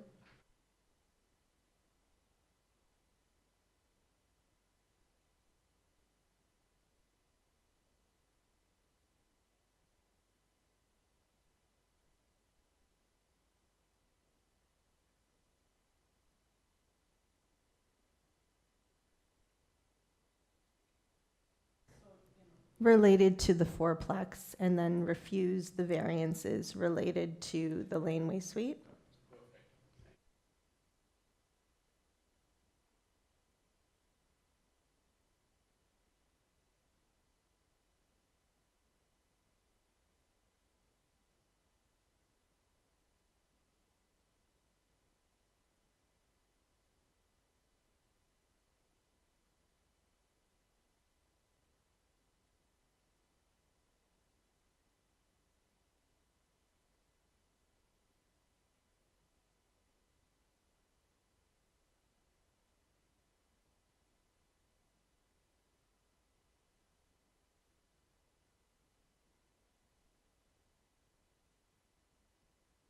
Related to the laneway suite, correct.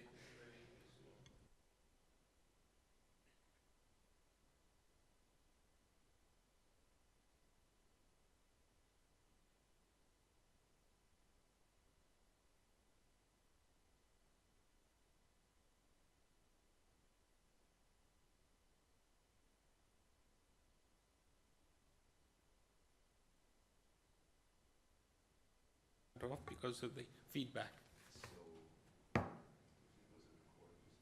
Oh, I beg your pardon. So let me just backtrack. Thank you. Yeah, it might have been. Did we miss everything in the motion? We can backtrack. Ms. Volpe, do you want to just start again with your motion, please? Thank you.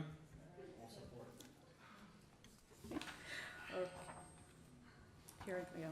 All right, so I would bring forward a motion to support the application as it pertains to the fourplex, so 1 through 10 as amended, okay, and to strike the variances 11, 12, 13 pertaining to the lane suite.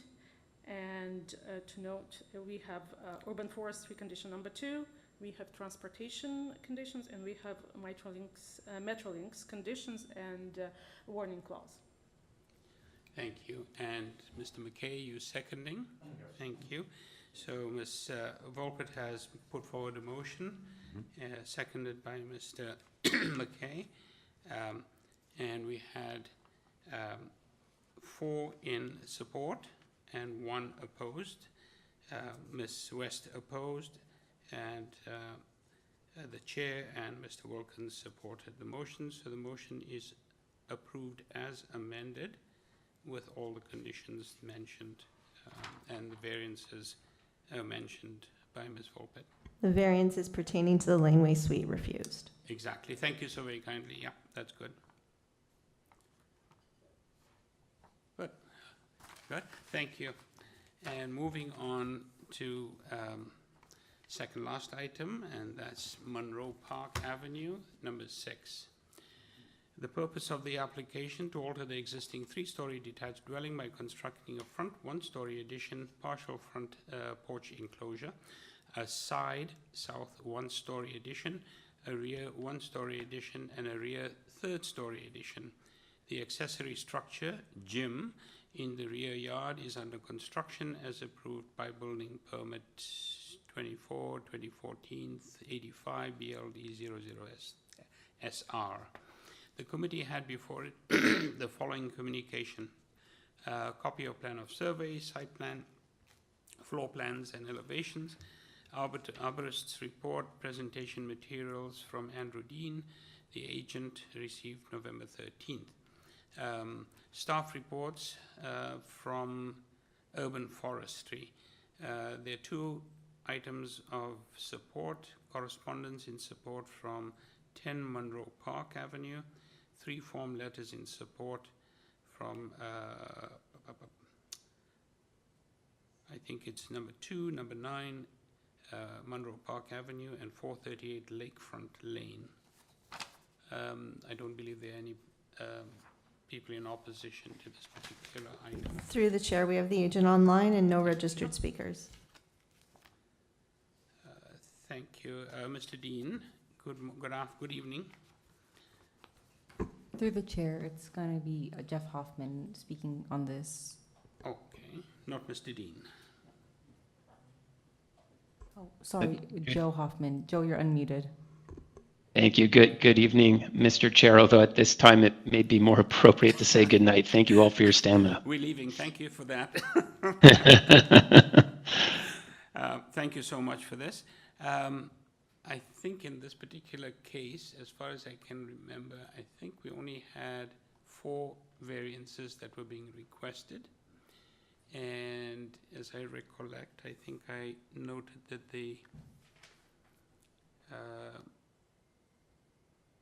I'm not sure there are any revisions to be noted with the variances in front of us, or they've already been made. Through the chair, as I understand, the applicant has submitted very late correspondence with some very late plans, which simply revise the roof line of the addition from a pitched roof to a flat roof. The agent can speak to this and confirm whether they want to proceed with that plan of the flat roof addition to address the neighbors' concerns, or if they prefer a condition that the addition have a flat roof, not a pitched roof. The agent can speak to that. Thank you. Thank you. Mr. Hoffman, you've heard the comments. I wonder if you could respond to that. Through you, Mr. Chair, I'll speak specifically to that issue, and if you require any other submissions in support of the application, I can provide those as well. We have engaged the neighborhood in a very real way. We're very proud of it. As you mentioned, there's 5 letters of support. Through that engagement, our client has agreed that the 3rd story rear addition would be a flat roof. We submitted revised plans, but those plans have no impact on the variances. So the variances, the 4 variances before you, do not change.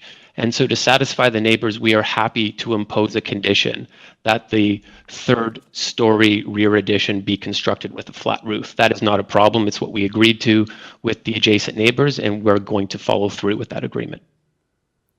Thank you. So that could be a condition that could be attached.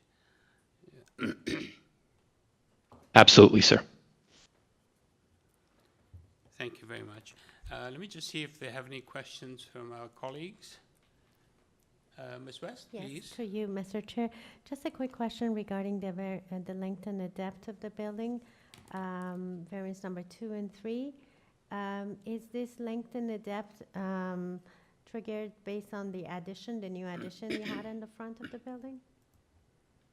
Through you, Mr. Chair, there's the length and depth variance is required because of the rear 1-story and 3rd story addition. A lot of thought has been put into those additions. We did prepare presentation materials which show the additions, and if you could just go to plan 1. Yeah, thank you.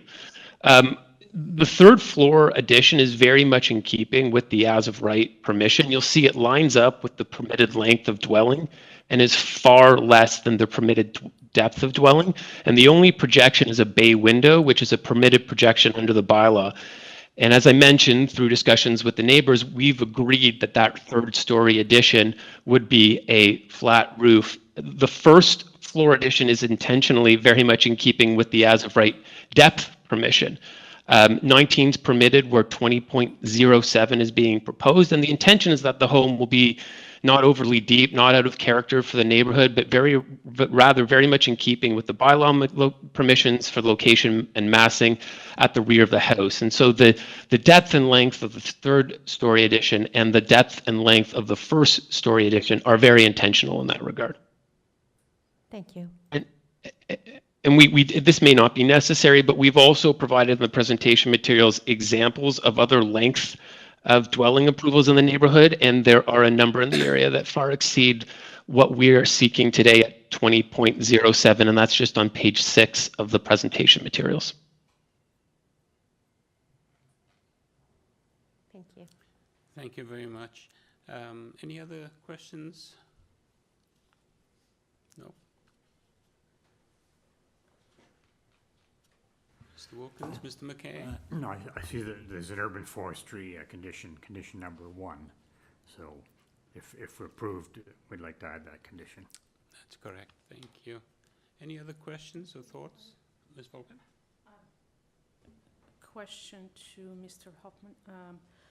If you could point on the elevations, so, how this change in the flat roof would affect the elevations, so which one should we look at? Because we don't have those drawings. Absolutely. If we could go to page 2 of the presentation materials, and this is through you, Mr. Chair, you'll see that we've identified the exact location where we're making the change. So at the 3rd story rear addition, there's a bubble, and that bubble shows revised flat roof. So that has been done to address the neighbors' concerns, and that is the singular change to the drawings that were previously submitted to the committee. And that would be the condition that we're asking the committee to impose. That would be the impact of that condition, that flat roof would be secured through this approval. If I may, just for clarification, as I'm looking at the elevation, it's to the right on the top right, just to the right of the, okay. It's the one that's highlighted at the moment? Oops. That's correct, sir, and it says revised flat roof. Yes. Sorry, my eyeballs are a bit weak. Thank you so kindly. Thank you. It's late at night. Thank you very much. Any other thoughts? Any questions? No? Can I look for a motion? Ms. West? To you, Mr. Chair, I would like to put forward a motion to approve this application with only one condition from Urban Forestry, condition number 1. Ms. West, if I may, did you want to add the condition that the agent actually suggested, that the 3rd floor rear roof be flat? Yes, we can add that. Thank you. Do we have a seconder? Mr. McKay, thank you so kindly. No. All those in favor? Thank you, unanimous. Thank you very much, Mr. Hoffman, you've got your approval. Last but not least, we have number 32, sorry, that's correct, isn't it? No, yes, number 32, amazing, we're there. This is 484 Westmount Avenue. Purpose of the application to construct a new 3-story detached dwelling, a 4-plex, with a rear basement walkout entry with stairs and a sunken patio. The existing 1-story detached dwelling and rear yard detached shed will be demolished. There will be 4 dwelling units on the lot. The committee had before it the following communications: copy of plan of survey, site plan, floor plans and elevations, revised site plan, floor plans and elevations received November 12th, 4 photographs of the trees on the subject property received September the 11th, covering letter from Christian Chan, agent, received September the 11th, planning rationale from agent Christian Chan, received November the 13th, presentation materials received from Mr. Chan, agent, received on the 13th of November. There is one item of correspondence in concern or interest from Neil Costa at 482 Westmount Avenue. And that, I believe, is the total. Through you, Mr. Chair, we have the agent online and no registered speakers for this item. Thank you so much. Mr. Chan. Good evening, Mr. Chair. Christian Chan here, registered planner and agent for the applicant. Hi, good evening. Hi, thank you. As a former committee member myself, I can certainly appreciate your perseverance in going this far into the evening. There have been a few sessions that I've been a part of that definitely went the distance, such as this one, and I'm glad to be your last item on the agenda today. Thank you. You have four variances that are being requested. I'm just going to see if any of my colleagues have any questions or concerns about the application itself, and then we'll move forward from there. Any questions, any concerns? Require presentation? No presentation? Ms. Volpert has a question for you, Mr. Chan. So, Yes, sir, thank you. Yeah, so with regards to variance number 3, I was just wondering what's the reason for that? Variance number 3, I believe, is the side yard setback. So if I can direct staff to please go to the submitted materials, I do have a site plan that shows the proposed building and its context on the site with regards to it. So it's just part of the supplementary materials. And it's an annotated site plan. E4B presentation materials. Yes, if you could zoom in on that, we can appreciate exactly what's being requested here. So just to answer the question of the member, Mr. Chair, this is a replacement building of a fourplex that shifts the massing of the building to the south side of the property. There is a compliance north side yard setback of 1.23 meters. The proposed building footprint is in fact less wide than what the pre-existing building's footprint was. So the existing building's south side yard setback was or is 0.3 meters, and the north side yard setback is 0.69 meters. So despite the fact that we are seeking a south side yard setback variance of 0.56 meter, it is increased from the existing side yard setback. And in comparison to the north side yard setback, we're increasing from what the existing building of 0.69 meters, almost doubling it to 1.23 meters for the purposes of side yard access to the rear entrance to the basement unit. So in my opinion, and I've done an analysis on the side yard setback context in the neighborhood, and especially on westbound, on this particular immediate context block. And so the proposed floorplex will have compatible side yard setbacks on the north side of being 1.22 meters, which is in fact much greater than what the existing context of the side yards are, both approved and existing on Westmount Avenue, and the south side yard being increased from 0.3 meters to 0.56.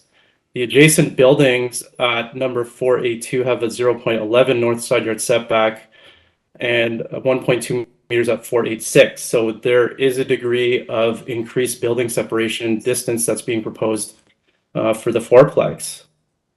In terms of the prevailing setbacks of the buildings on this portion of Westmount, it's characterized, and you can see that on page 9 of my planning rationale, that it is clear that the footprints of the buildings on the city's the city's mapping system showed that the immediate context is characterized by small side yards.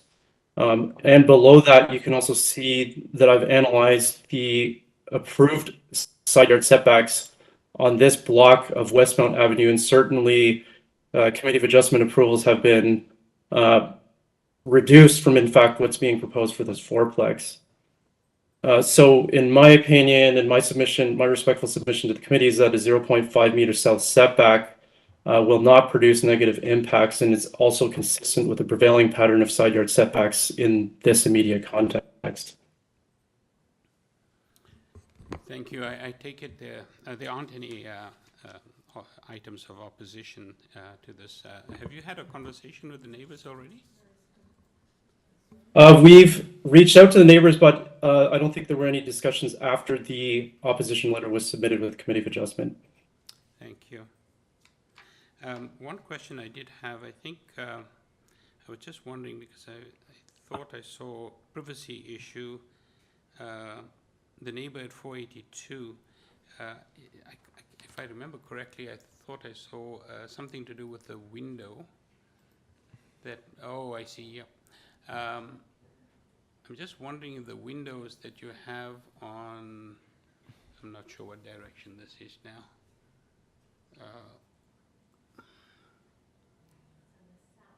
Is it the south side? Would they have any issues, overlook issues with neighbors that, neighbors might be concerned about? From what I see about privacy issues, nothing would be increased over what is existing with the side yard setback in relation to the existing made walls vis-a-vis what is being proposed. 482 Westmount, if I can just quickly check my site plan, number 482 is to the south. So the fourplex is proposed at a 0.56 meter distance from the existing building, for the one-story building at number 482. And therefore, the impact of the windows on the second and third story are no different than what could be provided if there was a building that was a detached building that was constructed to the exact same built form massing as what is proposed for the fourplex. Thank you. So I'm just reviewing the balance of the rest of the opposition letter. I can certainly appreciate that there would be certain perceived impacts of privacy arising out of the rear staircase that's required by the OBC that's not subject to any variances. And I realize that this design has been before the committee.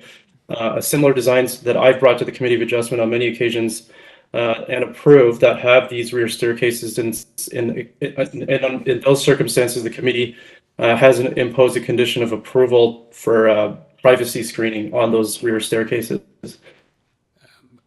If I may, the staircases really are staircases and not leading to balconies or decks, as far as I can see. Would that be correct? That's correct. There are no exterior rear platforms on the upper stories. Okay. So there is there is a recessed patio to the rear if you can turn to the site plan, but that's not above grade. That's the patio that would be a landing that's accessing the rear entrance to the basement unit. Thank you so much. Colleagues, any questions? Any other thoughts? Any movement towards motion? Actually, may I ask one more question? Certainly, Mr. Wilkins has a question. Is the smaller setback on the south, is that motivated, choosing the south instead of the north, is that motivated by anything? Yes, there is a right-of-way access walkway on the north side yard that is required to be maintained. So therefore, that does provide access between number 486 and number 484, the subject site. So the building wouldn't be able to be oriented more to the north, arising out of that walkway. 1.2 meters of a side yard setback also, and we've discussed this with planning staff for the purposes of accessibility, in order to have an adequate width of a side yard to get to the rear portion of the property, and they were happy to hear about that we're including accessible components into the development plan. Okay, thank you. Thank you very much. I also want to just note that there aren't any conditions attached to this particular application. No staff reports, as far as I can see. Mr. McKay?